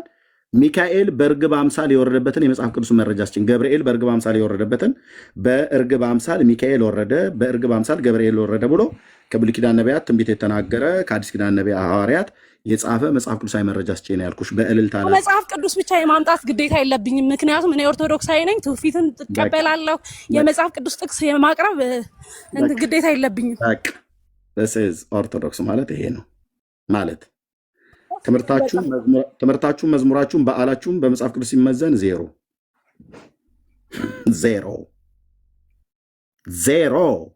እንናገር እንጂ እኛ ዜሮ ምናምን አትበለን እንጂ እናገራለን። ቆይ በየወረፋ ጨርሼ ከሷ ልምጣ ብዬ ነው። ስለዚህ ኦርቶዶክሳውያን በዓላቸውም መዝሙራቸውም የትኛውም ነገር የሚያደርጉት ነገር በመጽሐፍ እኛ በዓላችን ያስተማረ ነው። ሁሉም ሮያል አስተማሪ ወንድሜ እሰጥሃለሁ። ልክ ጨርሰን ስንመጣ ልክ አንተም እንደዚሁ እሰጥሃለሁ። ከሌሎች ወንድሞች ጋር ታወራለህ፣ እሰጥሃለሁ። ስለዚህ በአምሳለ ርግብ ወረደ መልአክ ወረደ፣ በአምሳለ ርግብ ወረደ ሚካኤል ወረደ፣ ገብርኤል ወረደ ብለው የሚዘምሩት መዝሙር መጽሐፍ ቅዱሳዊ ነው አይደለም። ወንድማችን ገባ መጽሐፍ ቅዱስ መረጃ ማምጣት አይጠብቅብንም። ራሱ መጽሐፍ ቅዱስ እውነተኛ መሆኑን መረጃ አምጣለኝ። ሀብትሽ በዜሮ እሷም ገባች በእልልታ ያጀበችውን መዝሙር ጠቅሳ አምጪ ስላት ዜሮ። ከታች አሁን 0 እያላችሁ በዜሮ አጥለቅልቁት። ጆያ አውራው ሮያልዬን ማለት ነው። ቴንኪው ጨርሰናል። ከዚህ በላይ ይማረ ነው የሳለን ነው ማለት ያለብን። ጆ አውራው ሮያል። ለማንኛውም ኤርሚ እንዳልኩ አድርግ። ለዛሬ መኝታ ቤት ዘግተህ ብታለቅስ ያዋጣሃል። ሰላም ዋል። ለምን እናለቅሳለን? አንቺ ዙ ማልቀስ ጀምረሽ ለምታከብሪው በዓል እንኳን ለምዘምሪው ዛሬ በጣም በደስታ እግዚአብሔርን የምናመልክበት የምናመሰግንበት ቀን ነው። ጠላት የሚንጫጫበት ቀን ነው ዛሬ። ጠላቶቻችን የሚያሩበት እንኳን አደረሰሽ።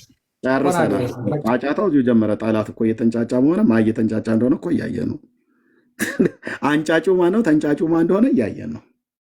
በመጽሐፍ ቅዱስ መዝሙራችሁ ሲመዘን ውድቅ፣ በዓላችሁ ሲመዘን ውድቅ፣ ሁሉ ነገር ውድቅ፣ ሁሉም 0 እንዳለው 0። አንተ እንድታናገረኝ ነው ኤርሚያስ የፈለግኩት። ለምን ጆዬ ያውራህ ሮያልዬ? አይ ኖ በዓል ምናምን የምትለው ማለት መጠመቁን እኛ እናምንበታለን ካልክ በኋላ ከዛ በኋላ ምን የሚከበር ነገር አለ? ኦኬ ኦርቶዶክስ ምን የምታከብረው ነገር ሌላ ባህል አለ? ጆ ያውራህ ነው። ከዛ እኔም አወራለሁ፣ ችግር የለውም። ሮያላችን ሰላም ይብዛ። ሰላም እንዴት ነህ? ከዛ በፊት እንግዲህ እህታችን ያው ቤታችሁን ዛሬ እንኳን ዘግታችሁ ረፍት ብትሰጡን አለች። እንደውም ዛሬ ነው ግን ማውራት ያለብን በደንብ ምክንያቱም በእግዚአብሔር በዓል ስም አንድ ያው ታቦት ተብሎ የሚጠራ ነገር የብሉይ ኪዳኑን የማይመስል ከሁሉ በላይ የሚሰገድለት ሰዎች መንገድ ላይ የሚነጠፉለት ነገር እየወጣ ስለሚገባ እሱ ነገር እንደዚህ እያደረገ ለክርስቶስ ነው የምንሰግደው፣ ለእንጨቱ አይደለም፣ ለታቦቱ አይደለም። አይ አላየንም። ለክርስቶስ ሲሰገድ እንጨቱ ሲመጣ ግን ሰዎች ቆመው ይሰግዳሉ። እንዴት ነው ለክርስቶስ? ታቦቱ ጀርባ ምን አለ? ታቦቱ ምን አለ? ከታቦቱ ጀርባ ያለው ክርስቶስ ነው። ክርስቶስ ደምና ስጋ የሚፈተትበት ስለሆነ በቃ ሌላ ነገር የለም። አይ እንዲህ አይነት አስተምሮ ከየት አመጣኸኛ? ለእንጨቱ ሲሰገድ ነው ያየነው። ያው እንጨት ስለሆነ እነዘበነም ያው በጠሩት ስም መጥራት ስለማልፈልግ ነው። ስለዚህ ለእሱ ነገር ሰዎች ስለሚነጠፉ ከሁሉ በላይ የብሉይ ኪዳኑን አይመስልም። 4 ሰዎች የማይሸከሙትም ዲዛይኑም ማቴሪያሉም እሱን ስለማይመስል ስሙ ደግሞ የእግዚአብሔር ታቦት ነው የብሉይ ኪዳኑ። ይሄኛው ደግሞ በፍጡራን ስም የተሰየሙ 35,000 ናቸው። በነገራችን ላይ ሮይ በእነዚህ ሁሉ በየክልሉ ሰው ስለሚነጠፍ በዚህ ጊዜ ወተን ካላወራን መቼ ልናወራ ነው? ታቦቱ ወጥቶ የሚገባው ለምንድን ነው ታውቃለህ አንተ? ማወቅም አልፈልግም። እንዲህ አይነት አባቶችን ሐዋርያትም ስላላሳዩን ይህ መጽሐፍ ቅዱሳዊ መሆኑ ብቻ ይበቃል። መጽሐፍ ቅዱሳዊ መሆኑ ልንገርህ። ታቦቱ ለምንድን ነው ወጥቶ የሚገባው? ታቦቱ ወጥቶ የሚገባው ክርስቶስ ከገሊላ ወደ ዮርዳኖስ ሂዶ ስለተጠመቀ ክርስቶስ ለማሰብ ብቻ ነው። በቃ ገሊላ መጣ እንደ ኢትዮጵያ ውስጥ ገሊላ መጣ ማለት እንደዚህ የህፃን አሳሰብ ነው የምታስበው? እሱን ለማሰብ ነው እኮ አልኩህ እንጂ ገሊላ መጣው የክርስቶስ ምን ማለት ነው? የህፃን ወሬ የምታወራው ስድቧን ጋብ ታረጋትና ያው በስርዓት እንደዚህ ጋብ ብታረጋት አይደለም። ስለዚህ ታቦቱ ከገሊላ ወደ ዮርዳኖስ የሄደበትን ለማሰብ ነው። ፊኒሽድ በቃ። በአዲስ ኪዳን ታቦት አለ ልነግርህ እኮ ነው። የግድ እናንተ ሁሉን ነገር ከኦርቶዶክስ ተውሳችሁ ስለምታደርጉት መጨነቅ ያስፈልጋል እንደ ይህን ያክል? ምክንያቱም እኛ በመሰጣችሁ ልደትን የምታውቀው ራሱ ጥምቀትን የምታውቁትም ፋሲካን የምታውቁትም በእኛ ቀን ነው። ኦርቶዶክስ በቀን በቀመረችው ቀመር ነው። ቆይ ወንድማችን ፋሲካና ልደቱን አቆየው። ከሁሉ በላይ ክርስቶስ መወለዱን፣ ሞቱን፣ መነሳቱን ማወቁ ነው። መጽሐፍ ቅዱስ ምን ይላል? ጌታ ኢየሱስ ክርስቶስ በስጋ እንደመጣ የሚታመነው መንፈስ ከእግዚአብሔር ነው ይላል። ግንቦት 9ም ተወለደ፣ ሐምሌ 16ም እሱ ማተር አያደርግም። መወለዱን ለኃጢአታችን መሞቱ መነሳቱ ነው ለእኛ ትልቁ ይሹ።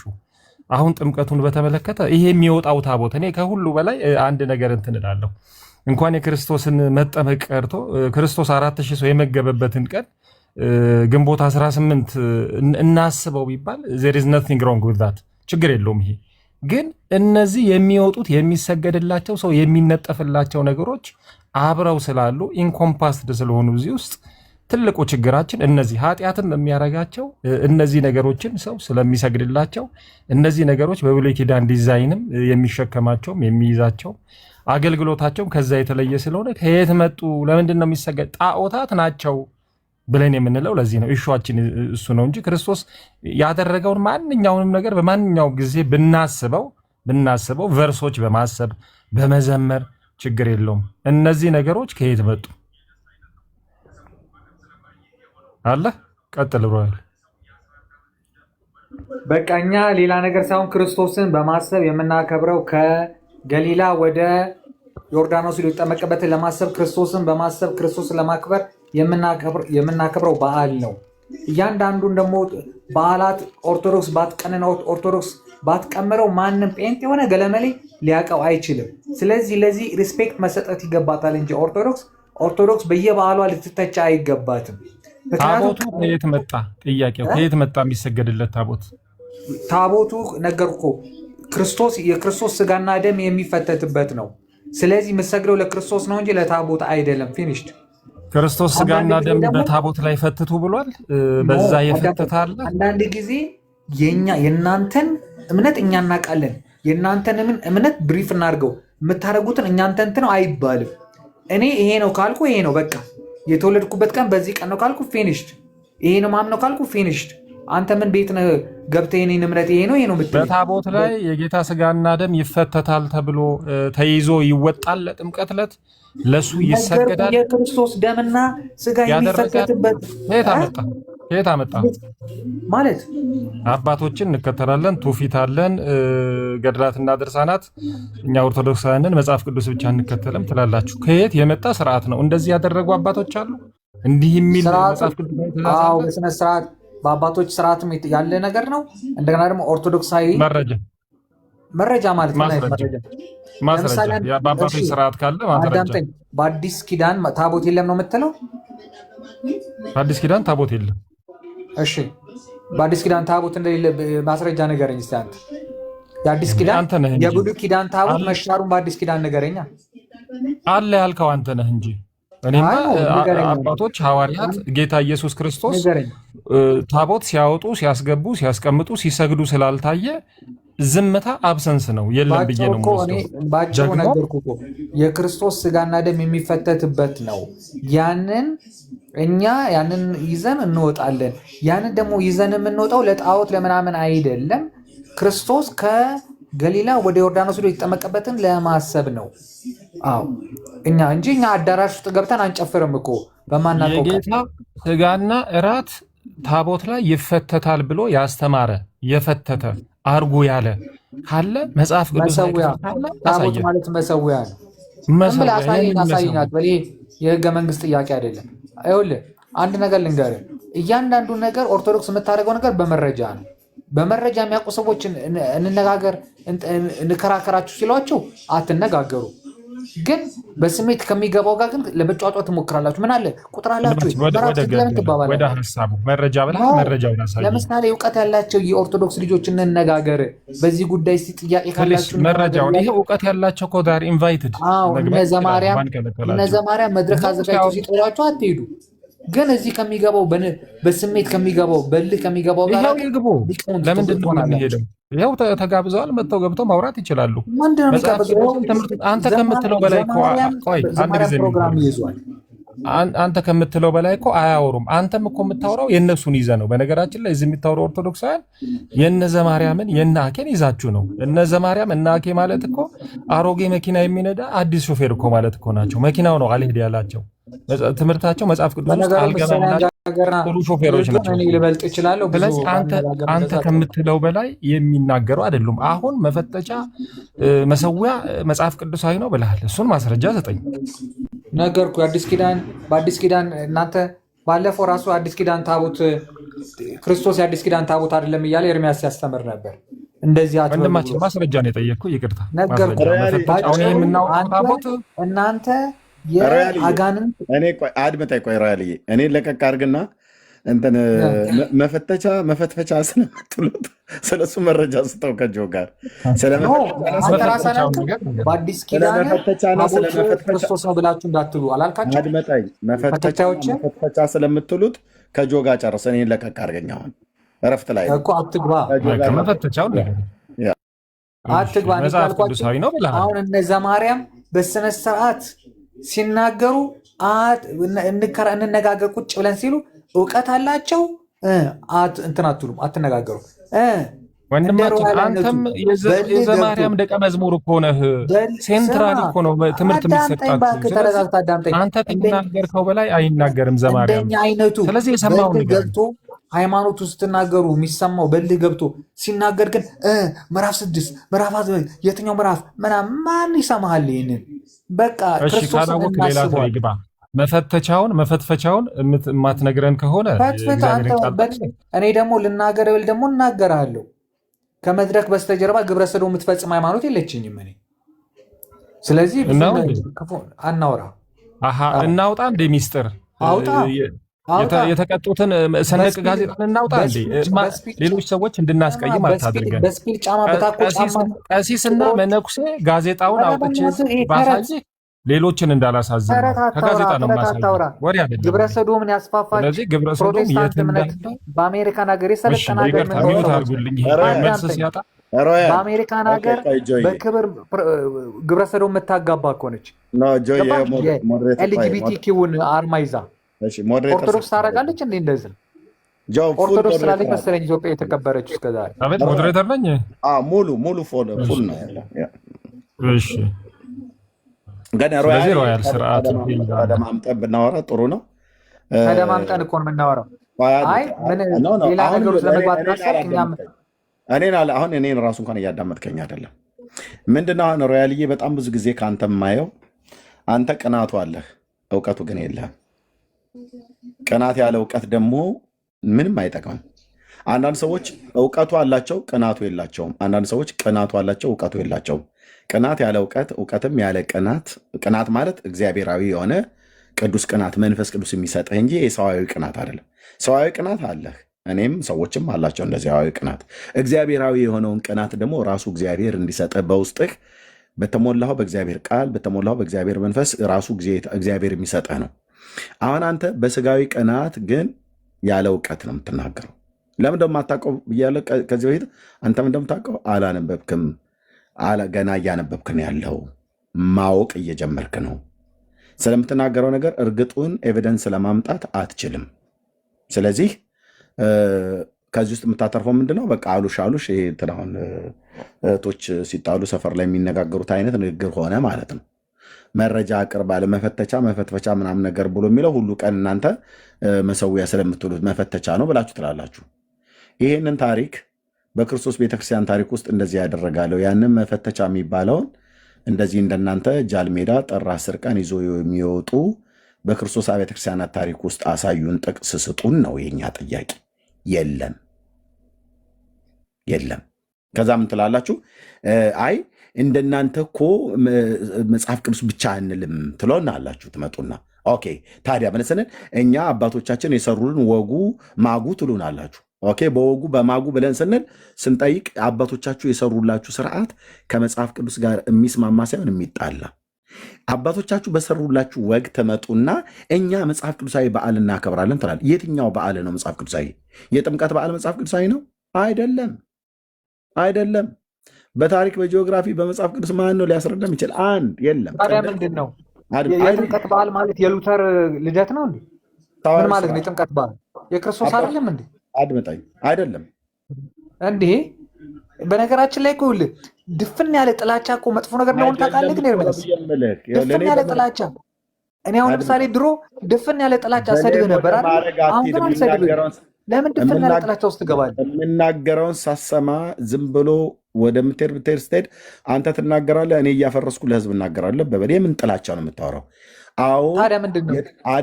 ልቦና ያውቀዋል የክርስቶስ ልደት ነው። አድመጠኝ ሮያልዬ፣ የክርስቶስ ጥምቀት ነው። አድመጠኝ። የጥምቀት በዓል መጽሐፍ ቅዱሳዊ አይደለም። በዓል ነው ያልኩት። ልብ በሉ፣ የጻፍኩትን ይዩት። መጽሐፍ ቅዱሳዊ ያልሆነው የጥምቀት በዓል ነው ያልኩት እንጂ የኢየሱስ ጥምቀት ትክክል አይደለም ያልኩት። ኢየሱስማ ጌታዬ በዮርዳኖስ በዮሐንስ እጅ በ30 ዓመቱ እንደተጠመቀ ቅዱስ ሉቃስ ጽፎልናል፣ ቅዱስ ማቴዎስ ጽፎልናል።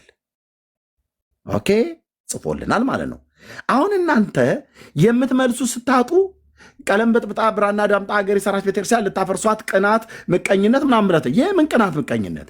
ተጠየቅ። ለብዙ ዘመን የያዛችሁት በዓሉ መጽሐፍ ቅዱሳዊ አይደለም ነው ብዬ የምልህ።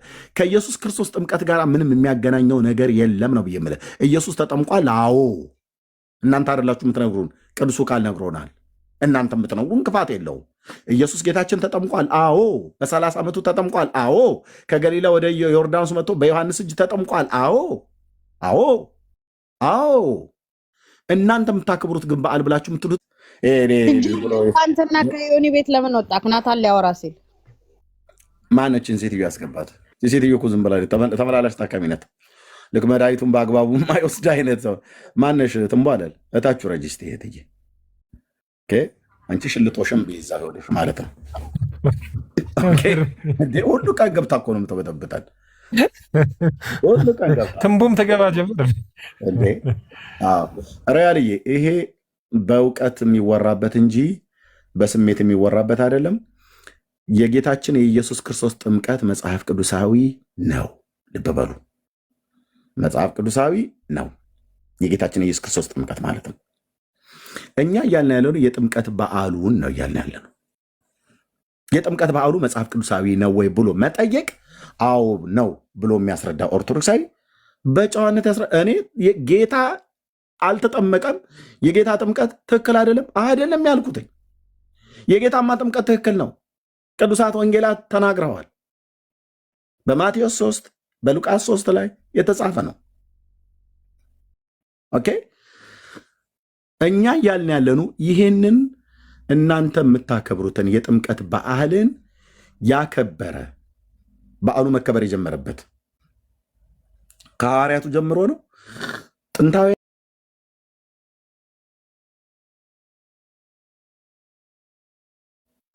ከጥምቀቱ ጋር በተገናኘ ቅድም ሳወራ ነበር ወንድሜ ሮያል። ይህን ልስጥና ለሌሎችም እንግዶች ስለመጡ እሰጣለሁ። ጌታችን እንደተጠመቀ ከዮርዳኖስ እንደተመለሰ በመንፈስ ተመርቶ ወደ ምድረ በዳ ሄደ ይላል፣ ከዲያብሎስ ሊፈተን። ሉቃስ 3 ላይ መጠመቁን ነግሮን ሉቃስ 4 ላይ እንደዛ ይለናል ማለት ነው። ጌታ የመጣው ከገሊላ ናዝሬት ነው። የመጣው ወደ ዮርዳኖስ ነው። ኦኬ ዮሐንስ ያኔ ያጠምቅበት የነበረ ሳሊም በሚባለው በሄኖን አቅራቢያ በደቡባዊ ምስራቅ አካባቢ ላይ ያለ ወደ ጆርዳን ሪቨር አካባቢ ላይ ያለ ረባዳማ ረግረጋማ መሬት ነው። ትናንትና ቪዲዮ እያሳየው ነበር፣ ላሳይ ይችላለሁ ዩቲዩብ ላይ ማለት ነው። ዮሐንስ አስቀድሞ ያጠምቅበት የነበረው በቅርቡ በሳሌም የሚባለው ለሳሌም አቅራቢያ የሆነው ሄኖን ኢኖን ብለው በሚሉት በእነሱ የውሃ ምንጮች ያለበት ቦታ ነው። አሁን የጽጌረዳ አበባ ምናምን ነገር ሁሉ ታመርትበታለች እስራኤል ማለት ነው። እዛ አካባቢ ላይ የመጣው። እሺ ከዛ ምን ያህል ኪሎ ሜትር ይሆናል ብለን ጂኦግራፊውን ማየት እንችላለን። ገሊላ ናዝሬት፣ ጌታ ከእናቱ ከቅድስት ድንግል ማርያም ከዮሴፍ ጋር የነበረበት ቤት ዓለም እየሄደ የሚጎበኘው ስለሆነ አለ ተመትራለ ማለት ነው። ኪሎ ሜትሩን እዚሁ ቁጭ ብለ ይሰጥሃል። እሺ ጌታችን ከዛ ከዮርዳኖስ ወደ ዮሐንስ ተመለሰ። ከሳሊም ከኢኖን እንኳን ብለን ብንል ወደ ገሊላ ናዝሬት ምን ያህል ኪሎ ሜትር ይሆናል? የስንት ቀን መንገድ ይሆናል? ኦኬ ተጠምቆ ወደ ቤተሰቦቹ ሄደ አይልም። ተጠምቆ ወዲያውም ወደ ምድረ በዳ በመንፈስ ተመርቶ ሊጾም ሄደ ይላል። ልብ በሉ የጌታ ጥምቀትና 40 ቀን ጾም ተቀራራቢ ነው፣ ርቀት የለውም። የኦርቶዶክስ ጥምቀትና የ55 ቀን ጾም ርቀት አለው። የዘንድሮ ጾም የካቲት 9 ነው የሚገባው። የእናንተ ጥምቀቱ ዛሬ ነው የሚከበረው። ጥምቀት የምታከብሩበት በዓልና አብይ ጾም ብላችሁ የምትቀበሉበት ቀን አይገናኝም።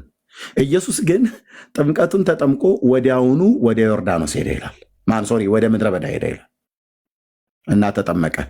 በቀንም አትገናኙ፣ በወርም አትገናኙ። በቀን ማለት ጌታችን 40 ቀን ጾመ፣ እናንተ 55 ቀን ጾማላችሁ። እሱ ሳይበላ ሳይጠጣ ጾመ። እናንተ ግን የጾም በየአይነትና ስልጆን ከተሰነገ ቃሪያና ካልተሰነገ ቃሪያ ጋር ድራሹን አጥፍተህ አድመጠኝ። ኢየሱስ ሰው አይደለም እንዴ? ኢየሱስ እኮ ሰው ስለሆነ ሮያል እባክህ ቁላት አውራ። አምላክ የሚሆን ነገር የጾም በየአይነቱ በላችሁ ብለህ ልትከሰን ነው እንዴ? አምላክ አይጾምም ነው ብዬ እኔ ከፈለክ ምንም ነገር ብላ፣ ግን ኢየሱስ የጾመውን ጾም ነው የምንጾመው ብለህ እኛ ላይ ሙድ አትይዙም ነው ብዬ የምልህ። ኢየሱስ የጾመው ጾም 40 ቀን አልበላም 40 ቀን አልበላም አልጠጣም ነው ብሎ የሚለው። ኦኬ አምላክ ስለሆነ አይደለም የጾመው፣ ሰው ስለሆነ ነው የጾመው። አምላክ ስለሆነ አይደለም የተራበው፣ ሰው ስለሆነ ነው የተራበው። ጌታዬ እኔ እኮ የኢየሱስን ጾም ነው የኢየሱስ ጥምቀት ነው ብላችሁ የምትሉት ነገር እኮ ነው ጥያቄ እንድንጠይቅ ያደረገው እንጂ እኮ አባቶቻችን የሰሩልን ጾም ነው ብለህ እኮ መጾም ትችላለህ። ሲልጆህን እየበላ መጾም ትችላለህ፣ መብት ነው። አሳ ኮተሌት፣ አሳ ጉላሽ እያልክ ከአሳ ውጭ አሳ የተጠበሰ ያልተጠበሰ ደም አለው ደም መብታችሁ ነው፣ መበላት ትችላላችሁ።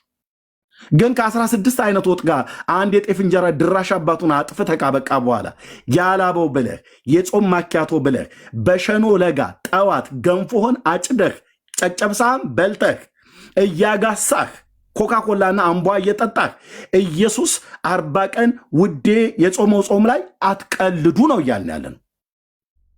ይሄን ደግሞ ይሄን በመጾማችሁ አድመጠኝ ጨርሼ ልስጥህ። ይሄን በመጾማችሁ ሐዋርያት ናቸው፣ የጴንጤ ሐዋርያቶች ናቸው። ሮያልዬ ፕሊስ አደራ በጌታ ይሄን በመጾማችሁ ደግሞ እኮ እኛ እኮ እንድንናገራችሁ የሚያደርገው ራሳችሁ ዝም ብላችሁ መጾም አባቶቻችን የሰሩልን ነው ብላችሁ መጾም ትችላላችሁ፣ መብታችሁ ነው። እኔ ኢየሱስ ጋር ታጠጋጉ ነው ብዬ የምልህ ካጠጋጋ ጠይቃለሁ። እኔም ኢየሱስ ጋር ለምሳሌ የምንለው ኢየሱስ ጋር ብለን የምናጠጋጋው ነገር ካለ መጠየቅ ነው ያለብን። ኦኬ እኔ አሁን እስከ ዛሬ ድረስ የገናን በዓል አከብር ነበረ። ከዚህ በኋላ ግን የገናን በዓል አላከብርም። ታኅሳስ 29 ቀን ጌታ አልተወለደም ለሚጠይቀኝ ሁሉ ይምጣ። የብሉይ ኪዳን የካህናቱን ዝርዝር የአብያ ወገን የሆነው ዘካርያሱን እዛ ይዤ ሌዋውያን ካህናቱን በደንብ ፈትፍተን እናወራለን። እጣው መቼ ነው የወጣው? ሉቃስ ወንጌል መጽሐፍ ምዕራፍ 1 ላይ ካህኑ ዘካርያስ ከአብያ ወገን ነው ይላል። ሌዋውያን ካህናት ስንት ካህናት ነበሩ? 24 ካህናት። እጣ ይወጣላቸው ነበር። አዎ እጣንም ለማጠን እጣ ደረሰው ይላል። ያ እጣው መቼ ነው የሚወጣው? በኢትዮጵያ ካላንደር ነው የሚወጣው? አይደለም። በማን ካላንደር ነው የሚወጣው? በአይሁድ ቢብሊካል ካላንደር ነው የሚወጣው። ቢብሊካል ካላንደር እንዴት ነው የሚጀምረው? መቼ ነው የሚጀምረው?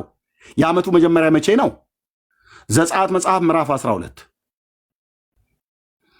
ቶልቅ ብሰማ ይሻላል። ሮያል ዝም ብሎ በወኔና በልህ መሆን የለበትም ለማለት ነው። ቴንኪው። እኔ እኮ በሆነ ያላልኩም እኮ። እሺ ባታከብር ነው ትጎዳው አንተ። እኛ ድምካችን ስናከብር ታኅሳስ 29 ቀን ጌታ የተወለደበት ነው ብዬ አላከብርም። ለምን ደግሞ አላከብረው? ሉቃስ ወንጌል መጽሐፍ ምዕራፍ 1 ስታነቡ ካህኑ ዘካርያስና ኤልሳቤጥ ከአሮን ወገን ናቸው ይላል።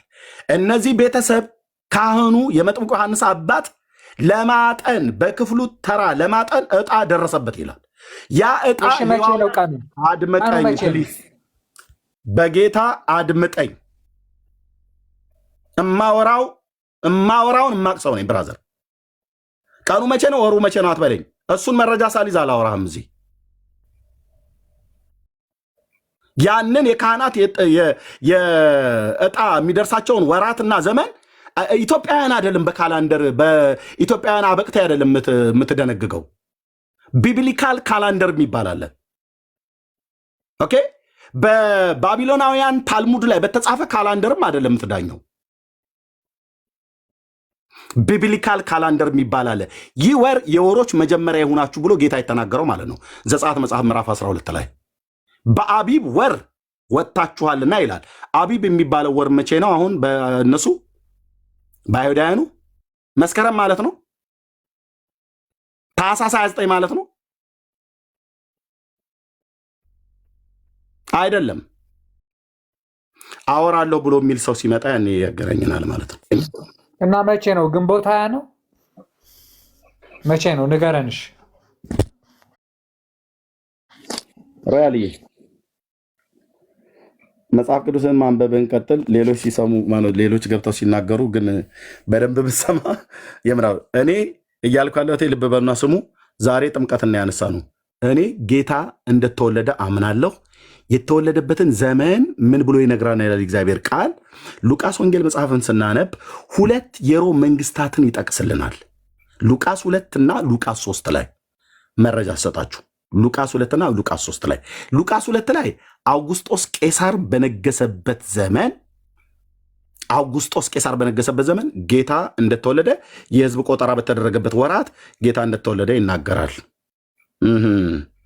አውጉስጦስ ቄሳር የነገሰበት ዘመን የሮም ኢምፓየር ላይ ሄደህ ታጠናለህ ማለት ነው።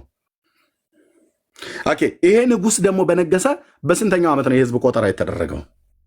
ታላቋ የሮም መንግስት ያንን የህዝብ ቆጠራ በዓለም ሁሉ እንዲጻፍ ከአውጉስጦስ ቄሳር ትእዛዝ ወጣች ይላል። ግሪካዊው ጸሐፊ ሉቃስ የጻፈው ማለት ነው። ለከበረ ቴዎፍሎስ ሲጽፍለት ሉቃስ ወንጌልን እንዲህ ብሎ ጽፎታል። 4 ነጥብ። ኦኬ ይህ ንጉስ በነገሰ በስንተኛው ዓመት ነበር የህዝብ ቆጠራ የተደረገው? የሮም መንግስት በሚገዛበት ዓለም ሁሉ እንዲጻፍ ብሎ ያለው ያኔ ሰሜን አፍሪካን፣ ዌስተርን ኤዥያና ደቡባዊ አውሮፓን ሮም ቅኝ ግዛት ስለያዘች ማለት ነው። ኦኬ መቼ ነበር ጌታ የተወለደበትን ጊዜ ለማወቅ አውጉስጦስ ቄሳር ህዝብ እንዲቆጠር ቆጠራ እንዲደረግ አዋጅ ያወጣበትን ቀን መታሰብ አለበት። ለምሳሌ ከረዳችሁ ይህን ማውራ አሁን መጽሐፍ ቅዱስን ካላወቀው ሮያልዬ ሩቅ ነህ። ለዚህ ነው ወንድሜ መጽሐፍ ቅዱስን አንብብ ብዬ የምልህ፣ ለሌሎቹም አንቡ ብዬ የምላችሁ። አሁን መጽሐፍ ቅዱስ ምነግርህን ካላነበብከው ሳይንስ ነው ማወራብህ። የሆነ ሌላ ነገር ማውራ ነው ይመስልህ። መረጃ ከሆናችሁ ለምሳሌ የጥንት ነገስታት ትእዛዝ የሚያወጡበት ቀን አለ። በትንቢተ ዳንኤል መጽሐፍ ምዕራፍ 9 ቁጥር 25 እንደዚሁም በእዝራ መጽሐፍት ምዕራፍ 1 ላይ በመረጃ ላሳያችሁ። እሷን ኮተ ትንሽ እንኳን ሲብል ላልካት የአምላኬ ቃል አያረጅም ይላል ጴንጤው ወገኔ። እውነት ነው፣ አያረጅም፣ አያረጅም፣ አያረጅም፣ አያረጅም። ጌታዬ ለዘላለም ስም ይባረክ። ልቤን ሐሴት ይሞላዋል፣ ደስ ይለዋል። በመንፈስ ቅዱስ ውስጤ ይፍለቀለቃል። እግዚአብሔር ቃል አንተ እግዚአብሔር ቃል በእዝራ መጽሐፍ ላይ እንዲህ ይላል። እዝራ መጽሐፍ ምዕራፍ 1 ላይ እንደዚህ ይላል። ልብ በሉ። የቂሮስም ማነው? ቂሮስ የፋርስ ንጉሥ በሆነ በመጀመሪያው ዓመት። ይሄ ንጉሥ መቼ ነው የነገሰው? ታሪክ መሄድ አለብህ ማለት ነው። በ444 ቅድመ ልደተ ክርስቶስ የነገሰ ንጉሥ ነው። እደግመዋለሁ፣ 444 ቢፎር ክራይስት ማለት ነው። ከመወለዱ በፊት በታላቁ ነቢይ በኢሳይያስ ትንቢት የተነገረለት ነቢይ ነው። ከመወለዱ ሰውየው ከመወለዱ በፊት ቂሮስ የተባለ የአሕዛብ ንጉሥ እግዚአብሔር እንደሚያስነሳው ትንቢት የተነገረለት ነቢይ ማነው? ትንቢት የተነገረለት ንጉሥ ነው። ኢሳይያስ 45 ላይ እንዴት ብሎ ተነግሮለታል። ለቀባሁት ቀኝ እጁንም ለያዝኩት ነገሥታትን ትጥቅ ፈታ ዘንድ ሕዝቡን ሁሉ አስገዛለት ዘንድ ደንጆች እንዳይዘጉ በሮችን በፊቱ ለምከፍትለት ለቂሮስ እግዚአብሔር እንዲህ ይላል ብሎ ትንቢት የተነገረለት ሰው ነው። ይሄ ሰውዬ የነገሰበት ዘመን ይታወቃል። 444 ቅድመ ልደተ ክርስቶስ። ጻፍ፣ ማስታወሻ ያዙ ኦርቶዶክሳውያን። ኦኬ፣ ምን ልታወራ ነው ኤርሚያስ እዚህ የመጣው? ነገሥታት አዋጅ ሲያውጁ የታወጀበት ጊዜ ሁሉ ይታወቃል። አንዳንዱ በመጽሐፍ ቅዱስ ላይ፣ አንዳንዱ ደግሞ በሀገራቸው የታሪክ መጽሐፍት ላይ፣ ለምሳሌ አይሁዳውያን ከሆኑ በያሻር መጽሐፍት ላይ ይገኛል ብሎ ይጠቁማል። አንዳንድ ደግሞ በጣም እውቅ የሆኑ የታሪክ ምሁራን፣ ለምሳሌ አይሁዳውያንን በተመለከተ ጆሲፈስ የሚባለው ዮሴፍ ወልደ ኮሪዮን የሚባል የአይሁድ የታሪክ ሊቃን የጻፈው ጽሁፍ አለ። እንደነሱ አይነት የሊቃኑን ጽሁፍ ሁሉ ጭምር መረጃ አድርገህ ታቀርባለህ ማለት ነው። ሰውየው ጥንታውያን ሂስቶሪካል የሆነ ሰው ስለሆነ የታሪክ ሰው ስለሆነ ማለት ነው። ኦኬ፣ ልመለስ። ሉቃስ ወንጌል ማነው? እዝራ መጽሐፍ ምዕራፍ 1 ላይ አዋጅ የወጣበት ጊዜ ምንድነው? ምንድነው? እዝራ ምንድነው የምትለው? ካህኑ እዝራ ቂሮስ የፋርስ ንጉሥ ሶሪ አንዴ ቅርታ። እሺ፣ በኤርምያስ አፍ በዚህ ነው። በኤርምያስ አፍ የተነገረው የእግዚአብሔር ቃል የፋርስ ማነው ይፈጸም ዘንድ በፋርስ ንጉሥ በቂሮስ በመጀመሪያው ዓመት እግዚአብሔር የፋርስን ንጉሥ የቂሮስን መንፈስ አስነሳ። ከዛስ መንፈስ አስነሳ፣ እርሱም በመንግስቱ ሁሉ አዋጅ አስነገረ። ትእዛዝ ወጣ ማለት ነው። አዋጅ አስነገረ። ደግሞም በጽሕፈት አድርጎ እንዲህ አለ። አዋጅ ሲያስነገር ጽሕፈት ሁሉ አለው ማለት ነው። ተጽፏል። ምን አለ? የፋርስ ንጉሥ ቂሮስ እንዲህ ይላል፣ የሰማይ አምላክ እግዚአብሔር የምድር መንግስታት ሁሉ ሰጥቶኛል፣ በይሁዳ ባለችው በኢየሩሳሌም ቤት እሰራለት ዘንድ አዞኛል አለ። ይሄ ምንድነው? አዋጅ የወጣበት ማለት ነው። ይሄ አዋጅ ለምንድነው የወጣው? በይሁዳ ያለውን የሰራዊት ጌታ የእግዚአብሔርን ቤት እግዚአብሔር እንዲሰራ አዞኛል አለ። ማን ያዘዘው? የእስራኤል አምላክ እግዚአብሔር ነው ያዘዘው። ማንን? የአሕዛብ ንጉሥ ነው። ግን የምድር መንግስታት ሁሉ ሰጥቶኛል፣ በይሁዳ ባለችው በኢየሩሳሌም ቤት እሰራለት ዘንድ አዞኛል። ማን ያዘዘው? እግዚአብሔር። የማንን ቤት ነው የሚሰራው? የእግዚአብሔርን ቤት። ቂሮስ የሚባል የአሕዛብ ንጉሥ አዞኛል አለ።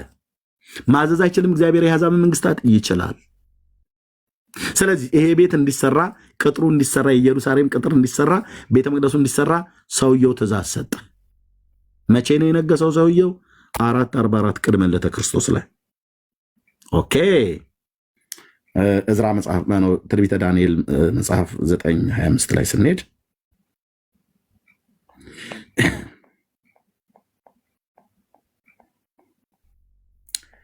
ስለዚህም ወቅ አስተውል፣ ኢየሩሳሌም መጠገንና መሰራት ትእዛዙ ከሚወጣበት ጀምሮ ቅድም እዝራ ላይ አዋጅ ብሎ ያለውን እዚህ ጋር ምን ይለዋል ዳንኤል? ትእዛዝ። የማን ትእዛዝ ነው የሚወጣው? እዝራ አዋጅ ብሎ ያለውን ዳንኤል ትእዛዝ ይለዋል። ትእዛዝና አዋጅ አንድ ናቸው? አዎ። የማ ትእዛዝ የማና አዋጅ ነው የሚነገረው? የቂሮስ። ለቂሮስ ትእዛዝና አዋጅ እንዲያወጣ ማን ስላዘዘው ነው? እግዚአብሔር የእስራኤል አምላክ።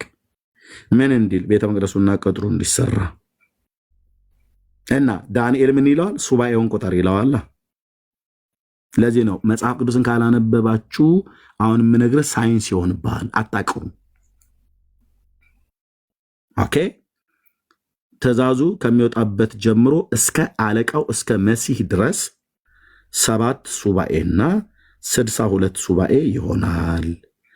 እርሷም በጭንቀት ዘመን ከጎዳናና ከቅጥር ጋር ትሰራለች። ማ ኢየሩሳሌም ከተማ በጭንቅ ዘመን ከጎዳና ጋር ትሰራለች። ከዛስ ከ62ም 7 በኋላ መሲህ ይገደላል። ስለ ኢየሱስ መገደል ነው የሚያወራው። ዳንኤል እኮ ነው ገና ጌታ ባልተወለደበት ዘመን ትንቢት ሲናገሩ የብሉይ ኪዳን ነቢያት እንደዚህ ነው የተናገሩት። በእርሱም ዘንድ ምንም የለም።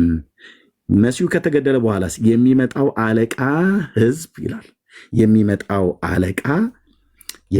አለቃ የአሕዛብ መንግስት ማለት ነው። ከዛስ ህዝብ ከተማይቱንና መቅደሱን ያጠፋል። የሚመጣው አለቃ ህዝብ የሮማውያን ማለት ነው።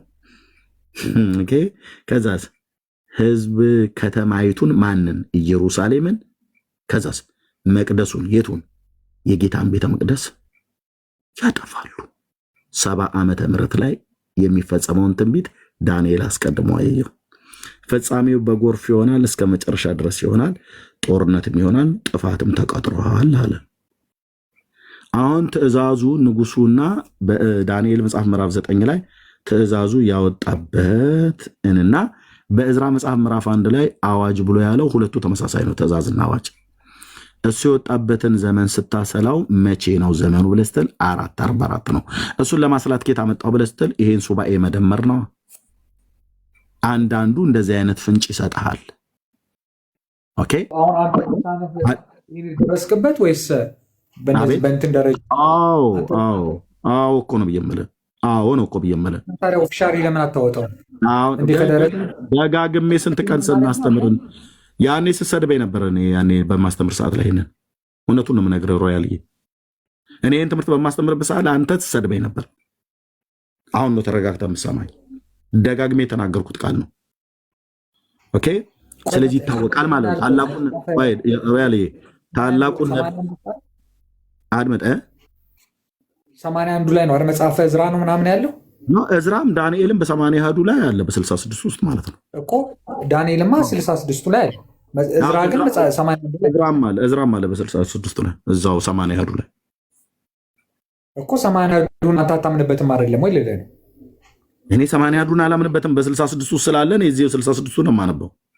ዳንኤልም ዕዝራም እዚህ ስላሉ ሄደህ ብታይ እዛ ጋር ልታገኝ ትችላለህ። ሁለት አይነት ዕዝራ፣ ሁለት አይነት አስቴር ሊኖር ይችላል። ሁለት አይነት አስቴር እንዳለ ቃለው በኦርቶዶክስ 81 መጽሐፍት ላይ።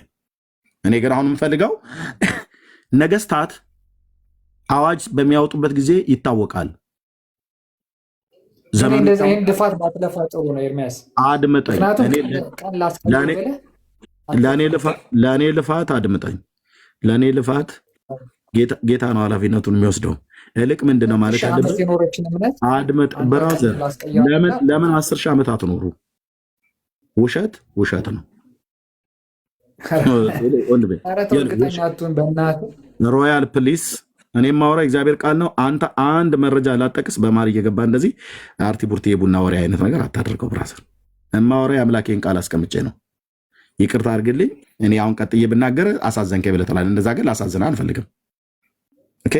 የታሪክም ማስረጃ ሳይኖርህ፣ የመጽሐፍ ቅዱስ ማስረጃ ሳይኖርህ፣ ቢብሊካል ሂስቶሪን ሳታቅ፣ ቢብሊካል ካላንደርን ሳታቅ አንዱም ላይ ልታወራኝ በእውቀት ልታወራኝ ባልቻልክበት በየመካከል ማይክ እየከፈትክ ኢንተራፕት አታርገኝ ፕሊዝ። ብሰማ ትጠቀማለህ ወንድሜ ሮያልዬ፣ እውነቴን የምልህ ብሰማ ትጠቀማለህ።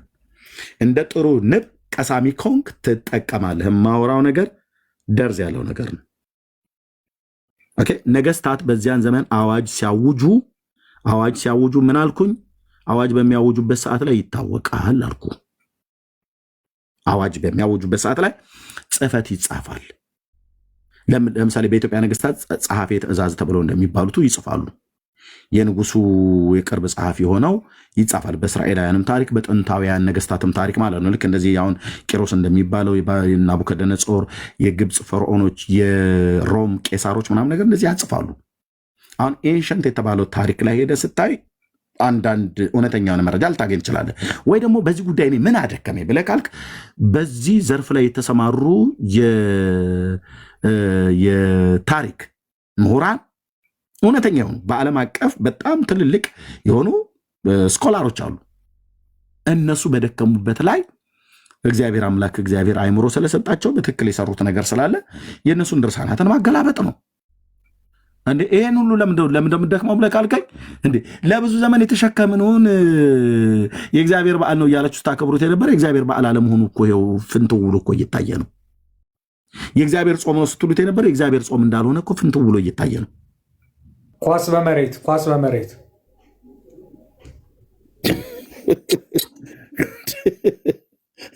ወደ ፈለገን እንምታት ነው አይደል? ጎል ግን አታስገቡ። እሺ ኳሷን በመሬት አርኳት። ወዴት ነው የምትመታት? አሁን ወደ ፈለግከው ስትመታት ደግሞ በአባቶችህ ትውፊት ነው የምትመታት። በመጽሐፍ ቅዱስ አይደለም የምትመታት።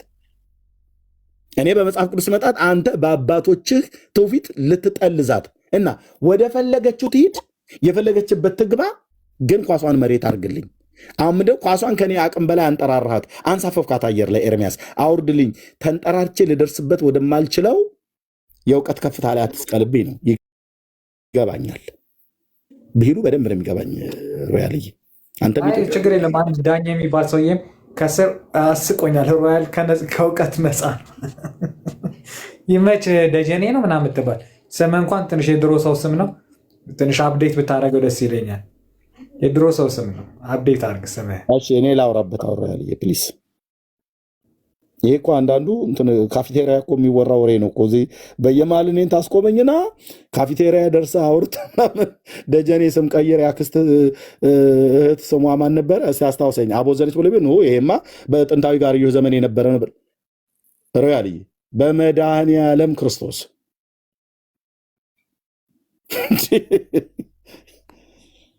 አትጣል ስለው ቆለለብኝ ይላል ያገሬ ገበሬ። እልቅ ከዛ ይልቅ አሁን ደግሜ ልንገርህ ያለ እኔ አታውራ እያልኩ አይደለም፣ ግን ኳስ በመሬት አልከኝ አይደል? ኳሷን በመሬት አድርጊያታለሁ። ወዴት ነው የምትለጋት አሁን? እስኪ አንተ እንደ ኦርቶዶክስ እኔ ኤርሚኒ ምንም ጎል አላይም፣ ዝም ብዬ መታታለሁ፣ ነርታታለሁ። የገባችበት ትግባ ብለህ ልትመታት ነው? በመምሬ ሽርሽር ተረት ልትመታት ነው ኳሷን? ዋናው መግባቱ ነው ብለህ ወዴት ነው የምትመታው? እንጃ ወደ ፈለኩት መተዋለሁ። መድኃኔዓለም የያዘልኝን የያዝልኝ።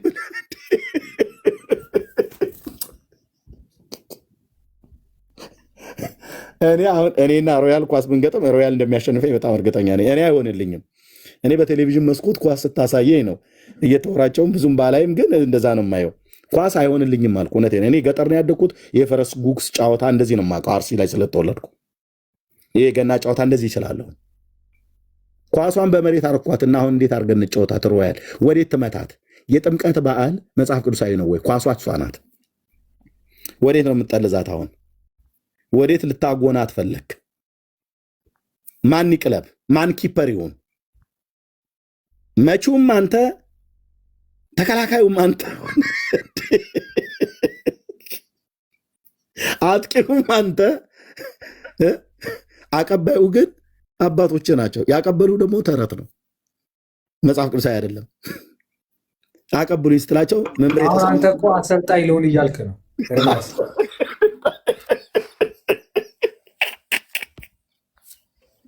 እውነቴን ነው። አሰልጣኝ ልሁን እያልክ ነው። ቀን ሁሉ ልትነግረን እኮ ነው። እኔ ከፈርጉሰን አንሳለሁ እንዴ ታዲያ? አሁን እኔ እንዲህ አይነት ወጌሻሙን ይመች ወጌሻሙን ግን ዝም ብለህ አትድከም። በዛሬ ጊዜ አትድከም። ለምሳሌ አሁን አንተ ለእኛ ቀን ልትነግረን፣ ቀን ልናስተካክል፣ አቤት ድካም፣ ከንቱ ድካም፣ ከንቱ ድካም። አንዳንድ ሰው ዝም ብሎ አንዳንድ ነገሮች ሲቧጥጥ ያሳዝነኛል። ማን ድካም? አቤት ቀን ነግረን። ለማንኛውም መልካም ጥምቀት በዓል ይሁንልህ። አላከብርም አልከኝ እንዴ? የት ነው የምትሄደው? ሮያል ማለት ዛሬ መጽሐፍ ቅዱስ ላንብብ እስኪ። ጥያቄ ልጠይቅህ እና መሄድልኝ። ኢየሱስ ወደ ዮርዳኖስ ነው አይደል ሄደው በዮሐንስ እጅ ሊጠመቅ? አዎ። የአርሴማ ታቦት ለምንድን ነው ጃልሜዳ የምትወጣው? አርሴማ እኮ እዛ ምን አገባት? ታቦቱ ሁሉ እኮ የክርስቶስ ደምና ኖ እዛ ላይ እኮ ይኸውልህ የአርሴማም የሚካኤልም የገብርኤል ምናምን ታቦት ቢሄድም የአርሴማ ታቦት ለምንድን ነው ጃልሜዳ የምትሄደው ነው ብዬ የምልህ። አዳምጠኝ። ያ ሁሉም ታቦት የሚባለው እኮ በተለያዩ ጻድቃና ሰማዕታት ስም ይጠራ እንጂ እንዴ ለዚህ እኮ ብላይንድ አይደለንም እኮ እናውቃለን። አድምጠኝ። የአርሴማ ታቦት ለምንድን ነው ጃልሜዳ የምትሄደው? ሪያሌ ለምንድን ነው? አዳምጠኝ። አርሴማ ምናምንም ሆነ ሄደ እኮ ታቦቱ ቢሄድም ያ ታቦት ግን የክርስቶስ ስጋና ደም መቀበያ የሆነው መሰዊያ የሚሄድበት መሰዊያው እኮ የክርስቶስ ደምና ስጋ ማንኛውን ኦርቶዶክሳዊ ብትጠይቅ መልሱ ይሄ ነው። በቃ ፊኒሽ። እኔ ሁሌ የምነግርህ ቅድም ትላለች የኦርቶዶክስ የጌታ ስጋ የሚፈተት መፈትፈቻ የምትሉ ነገር አለ። ግን አንዱ መጽሐፍ ቅዱስ አይደለም ወንድም አለ በጌታ በነገራችን ላይ እኔ አንድ ነገር ልንገርህ ኤርሚያስ፣ ምን አለ መሰለህ ገባ እንደዚህ አሁን ለምሳሌ አሁን ከኔ ጋር እንደዚህ እንደምታወራው በእርግጥ እኔ እናንተ በደንብ ተግባብተን እናወራለን። ብዙ ጊዜ ይገርመኛል፣ ግን ጥሩ ነው እና እንደዚህ እንደምታወራው ለምሳሌ ከኦርቶዶክስ አዋቂዎች ለምሳሌ እንደነዛ ማርያም ጋር እንደዚህ ብታወሩ ምንም የመሸናነፍ ጉዳይ እኮ አይደለም። ሌሎቻችን ትምህርት እናገኛለን። በቃ ሌሎቻችን ብንማርስ ብናውቅስ በስሜት ገብተን የምንጫጫው ቢቀርስ ወንድሜ አይቻል ጥሩ አይደለም። ግን ይህን ልናገርና ለወንድምነት ልስጠው ምንም ልናወራ ስላልቻለም ማለት ነው። በሀገራችን በገጠርኛው አባባል ስጋ ጥራ ቢሉት የሚል አንድ አባባል አለ። ጣፊያ እንዳለ ይላል። እስኪ ስጋ ጥራልን ብሎ አሉት አንዱን ሰውዬ። እስኪ ከስጋ ዝርያ ጥራልን ብሎ ሲሉት እንደዚህ ሻኛ፣ ሽንጥ፣ ታናሽ፣ ታላቅ የሚለውን ይጠራል ተብሎ ሲባል ስጋ ጥራ ቢሉት ገጠርኛ ሰባኪ ነኝ፣ የገጠር ሰባኪ ነኝ። ብሂሌም ገጠር ነው፣ ምሳሌም ገጠር ነው። እኔን ተወኝ ለገጠርኛው ማለት ነው። እንዴ አድምጠኝ። ባልሰለጠነው በገጠርኛው ነው የምነግርህ። እኔ ገጠሬ ነኝ፣ የገጠር ሰባኪ ነኝ። ገበሬውን አምጥቶ ሰባኪ ያደርገው ጌታ ኢየሱስ። ኦኬ። ስለዚህ ስጋ ጥራ ብለው ቢሉት ይላል በርገራ መጣ አይልም። እሱ የእናንተ የከተማ ሆኖ አይልም። የኔ ነው እየነገርኩ ያለሁት። ማለት ጣልቃ አትግባብኝ። ስጋ ጥራ ብለው ቢሉት ጣፊያ አለና ቁጭ ለድመት የሚሰጥ ስጋ ማለት ነው። አድምጥ በቃ ቅኔውን ሄደህ አስፈታዋ። ቅኔ ነው ብለሃል፣ እኔ አልፈታለም። ለዳን እየሰጥቻለሁኝ። ቅኔውን አስፈታው። ደህና ዋሉ። ቴንኪው። በነገራችን ላይ አልመለስክልንም። ግን የአርሴማ ታቦት ለምንድነው የምትገባው ስል ምን አገባኝ ስለሷ ነው ያልከው ወይስ ምን አገባት ነው ያልከው? አይደለም። አይ ነገርማ አታስቀይስ ብራዘር። እኔ ያልኩትኝ አርሴማ ምናምን የሚለው ይባል እንጂ ኖርማሊ የመሰዊያው የክርስቶስ ስጋና ደም ነው። በቃ አጭር አማርኛ። ጃልሜዳ ትሄዳለች አትሄድም? አርሴማ ያው ጃልሜዳ ባይሆንም በጥምቀተ ባህር ትወጣለች አትወጣም? አርሴማ ነገር እኮ ክርስቶስ ለማሰብ እኮ የሚደረግ ነገር ነው። ትወጣለች አትወጣም ነው ያልኩት። ታቦቷ ትወጣለች አትወጣም ነው ያልኩት። ታቦቱ ወጥቶ አንተ ምን ነው ጃልሜዳ ያልክ? አድምጠኝ። የትኛውም ጥምቀተ ባህር በተባለው ቦታ ላይ የአርሴማ የማርያም የወለተ ጊዮርጊስ ታቦት ይወጣል አይወጣም? የሴቶቹን ለጥራ የሴትም ሆነ የወንድ ታቦቱ ይወጣል እኮ ታቦቱ ይወጣል። ግን የማርያም ታቦት ለምን እንደሚወጣ የማርያም ታቦት ለምን እንደሚወጣ ከጌታ ጋር አድምጠኝ። ከጌታ ጋር ዮርዳኖስ ሄዳ አብራ ተጠመቀች፣ አብራውም ሄደች አካሄደች ተብሎ የተጻፈ የለም። ለምን ኦርቶዶክስን አውቃታለሁ የምትለው የሰንበት ትምህርት የተማሪ የሚመልሰውን መልስ ለእኔ ይጠይቀኛል። መልስልኝ። ለምንድን ነው የምትወጣው ነው ያልኩ። በቃ ታቦታቱ የሚወጡት ክርስቶስ ለመጠመቁ ለማሰብ ነው። ታቦታቱ ደግሞ የክርስቶስ ስጋና ደም መሰዊያ ነው። በቃ ታቦታት የተባሉትን ይዛችሁ አስቡኝ ብሎ ያለው ጌታ የቱ ጋ ነው? ወይ ሐዋርያቱ የቱ ጋር ነው የጻፉት? ታቦታቱን ይዛችሁ ጥምቀቴን አስቡ ብሎ ጌታ ትእዛዝ የሰጠበት ወይ ሐዋርያቱ ያስተላልፉበት የቱ ጋር ነው? እያንዳንዱ ነገር እኮ አሁን ብጠይቅ አንተ አሁን ለምሳሌ ቅድም አላከብርም ገና ምናምን አልክ። ገና አንተ የምታከብርበት መቼ ነው ብለህ አትመልሰውም። ለወንድምነት ለቢኒዬ ልስጠው። ለወንድምነት ከላይ ቅድም በጣም ይቅርታ በቃ አራሩ እኔ ራሱ ከፕሮግራሜ ውጭ ነው እያወራ ያለሁት። ቢኒያ አለ ግን ይመቻችሁ። ግን እኔ አሁን እንደ ልጅቷ አታውሩ ምናምን አይደለም፣ አውሩ። እሺ ሶሪ ቢኒያ፣ ቅድም ስላቋረጥኩ የምትለው ነገር ካለበት ሮያልዬ ከቆየ መቆየት ትችላለህ። ወንድምነት ዳንዬ እንኳን ደህና መጣህ። ሮያልዬ ቀጥልና ሳሙሻ ማይቲንክ የለም ይመስለኛል። ለዳንዬም ሰጣዋለሁ። መቀጠል ትችላላችሁ። ግን እውነቱ ልንገራችሁ፣ እግዚአብሔር ያልሰጣችሁን በዓል፣ እግዚአብሔር ያልሰራላችሁን ስርዓት ተሸክማችሁ እውነት ወደሆነ ወደ ክርስቶስ የማያደርሳችሁን የህይወት ስርዓት አድርጋችሁ ቅዱሳት ሐዋርያት ያላስተማሯችሁን፣ ቅዱሳን ነቢያት ያልነገሯችሁን፣ የእግዚአብሔር ልጅ ኢየሱስ ያልሰጣችሁን ስርዓት ያልደነገገላችሁን በዓላት እናከብራለን እያላችሁ በዓላት እያከበራችሁ የበዓሉን ጌታ ሳታውቁት የዘመናችሁ ቁጥር አልቆ ህይወታችሁ በዘላለም ድቅድቅ ጨለማ የእሳት ባህር ውስጥ የሚጣልበትን መንገድን ማጠብጠብ ትተህ ተመለሱ። ብትመለስ እመልሳለሁ ብሎ ያለ የያዕቆብ አምላክ እግዚአብሔር ተመለሱ ይላችኋል። ተመለሱ፣ ወደ እግዚአብሔር ሐሳብ፣ ወደ ቅዱስ ቃሉ ተመለሱ። የአባቶች ትውፊትና የአባቶች የሰሩልን ስርዓት የምትሉት ነገር ሁሉ በሙሉ የአይሁድን ህዝብ አስቶ ከእግዚአብሔር መንገድ ያራቃቸው አባቶቻቸው የሰሩላቸው ወግና ስርዓት ነበር። ቀድም እንደተናገርኩት በትንቢተ ኢሳይያስ መጽሐፍ ምዕራፍ 29፣ በማቴዎስ ወንጌል መጽሐፍ ምዕራፍ 15፣ በማርቆስ ወንጌል መጽሐፍ ምዕራፍ 7 ላይ ቅዱስ ጳውሎስ በገላትያ መጽሐፍት ላይ እንደተናገረው ለአባቶቼ ወግ ከመጠን ይልቅ እየቀናሁ ብሎ ያለው ማለት ነው። እሺ ሰሙሻ ካለ እሺ፣ ለአባቶቼ ወግ ከመጠን ይልቅ እየቀናሁ ብሎ ያለው ጳውሎስን ለወግ ማን ነው ቀና ያለው? ለአባቶቹ ወግ ነው እኮ ቀንቶ የክርስቶስን ቤተክርስቲያን ያሳደደ የነበረው። ከእናቱ ማዕፀን ሲሰራው ጴጥሮስ ማን ነው? ጳውሎስን ለሐዋርያነት ነው። እግዚአብሔር አብ የዘላለም ሐሳቡ ሰውየውን ከእናቱ ማዕፀን ሲፈጥረው ሐዋርያ አድርጎ ነው እዛው በማፀን የሰራው። ከእናቴ ማፀን ሳለው የጠራኝ ይላል። ሰውየው ምንድን ነው? ሐዋርያ፣ የእግዚአብሔር አገልጋይ፣ ስሙን የሚሸከም የክብር ዕቃ። ገና ከእናቱ ማፀን ሳይወጣ በፊት ልዑል በተቀደሱ እጆቹ የሰራው ለሐዋርያነት ነው።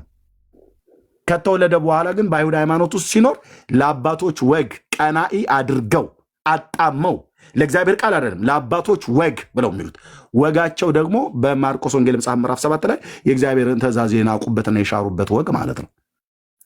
ጳውሎስን ያሳተው ታዲያ ምን ነበር? የአባቶች ወግ የሚባለው የመዳን ቀን ዛሬ ነው፣ ንስሐ ግባ። እውነቴን በጣም ንስሐ ግባ። ላስወርድ ነው አስወርድ ያ በቃ ንስሐ ግባ። የእግዚአብሔርን ቃል ሳወራ ስለምታቋርጣ ያስወርጃለሁ። ለመጀመሪያ ጊዜ እንደዚህ ያደረግኩኝ የንስሐ ምንነቱን የማታውቀውም እና ምንድነው ለአባቶች ወግ ከመጠን ይልቅ እየቀናሁ ብሎ ይላል። እሺ ሰሙሻይ፣ ለወግ መቅናት ጥሩ ነው፣ ግን ወጉ ከእግዚአብሔር ቃል ጋር የሚደገፍ አይደለም። በእግዚአብሔር ቃል የሚደገፍ ወግ አይደለም። ከእግዚአብሔር ቃል ጋር የተጣላ ወግ ነው። ከእግዚአብሔር ቃል ጋር የተጣላ ወግ ስርዓት አይጠቅምህም፣ አይሁድንም አልጠቀመውም። ከእግዚአብሔር ቃል ጋር የሚጣላ ከእግዚአብሔር ቃል ጋር የሚጋጭ ወግና ስርዓት ከእውነተኛው ከክርስቶስ ሕይወት አርቋቸዋል። አምላካችንን ኢየሱስ ክርስቶስን መሲህ ነው ብለው መቀበል እስኪቸግራቸው ድረስ ያደረሳቸው ለአባቶች ወግ እየቀኑ የእግዚአብሔርን ትእዛዝ ስለናቁ ነው። ስለ አባቶቻችሁ ወግ የእግዚአብሔርን ትእዛዝ ትንቃላችሁ ብሎ ያላቸው ማለት ነው። ስለዚህ አሁንም በዓል ስታከብሩ አባቶቻችን የሰሩልን በዓል ነው ብለህ ትላለህ፣ ወግ ነው። መጽሐፍ ቅዱስ ግን አንድም ቦታ ላይ ኤቪደንስ የለም። ክርስቶስ በዮርዳኖስ እንደተጠመቀ አምላካችን በጣም እናምናለን። በጣም እሱ የተጠመቀበትን ጥምቀት እናከብራለን ብላችሁ የምትሉት ግን በዓላችሁን ግን ስንመዝነው መጽሐፍ ቅዱሳዊ አይደለም። ጥምቀታችሁን ስንመዝነው መጽሐፍ ቅዱሳዊ አይደለም። የአጽዋማት ጊዜያችሁን ስንመዝነው ጌታ የጾመበትና ኦርቶዶክስ የምትጾምበት ስንመዝነው ከቀኑም ጋር ርቀት አለው። ጌታ 40 ቀን እናንተ 55 ቀን። ጌታ ከጥምቀት እንዳበቃ ነው ወደ ዮርዳኖስ ሄደው፣ እናንተ ግን ጥምቀቱን ከጨረሳችሁ ከወርና እንደያበቅታችሁ ማለት ነው የዘንድሮ ከ29 ቀን በኋላ ነው የካቲት 9 ቀን አብይ ጾም ይገባል። 1 ወር ሙሉ ተራርቃችሁ ማለት ነው። ኢየሱስ ግን ከዮርዳኖስ ከተመለሰ በኋላ ወደ ምድረ በዳ ሄዶ በመንፈስ ጸለየ ብሎ የሚለው 40 ቀን 40 ሌሊት አልበላም አልጠጣም ብሎ የሚለው ማለት ነው። የጌታ ነው አትበሉን ለማለት ነው። ወደ እግዚአብሔር ቃል ተመለሱ፣ ንስሐ ግቡ ማለት ወደ እግዚአብሔር ቃል ተመለሱ ማለት ነው። በክርስቶስ ኢየሱስ ብታምኑ የኃጢአታችሁን ይቅርታ ታገኛላችሁ። ይህን እውነት ማናችሁም ዲናይ ልታደርጉት አትችሉም ለማለት ነው።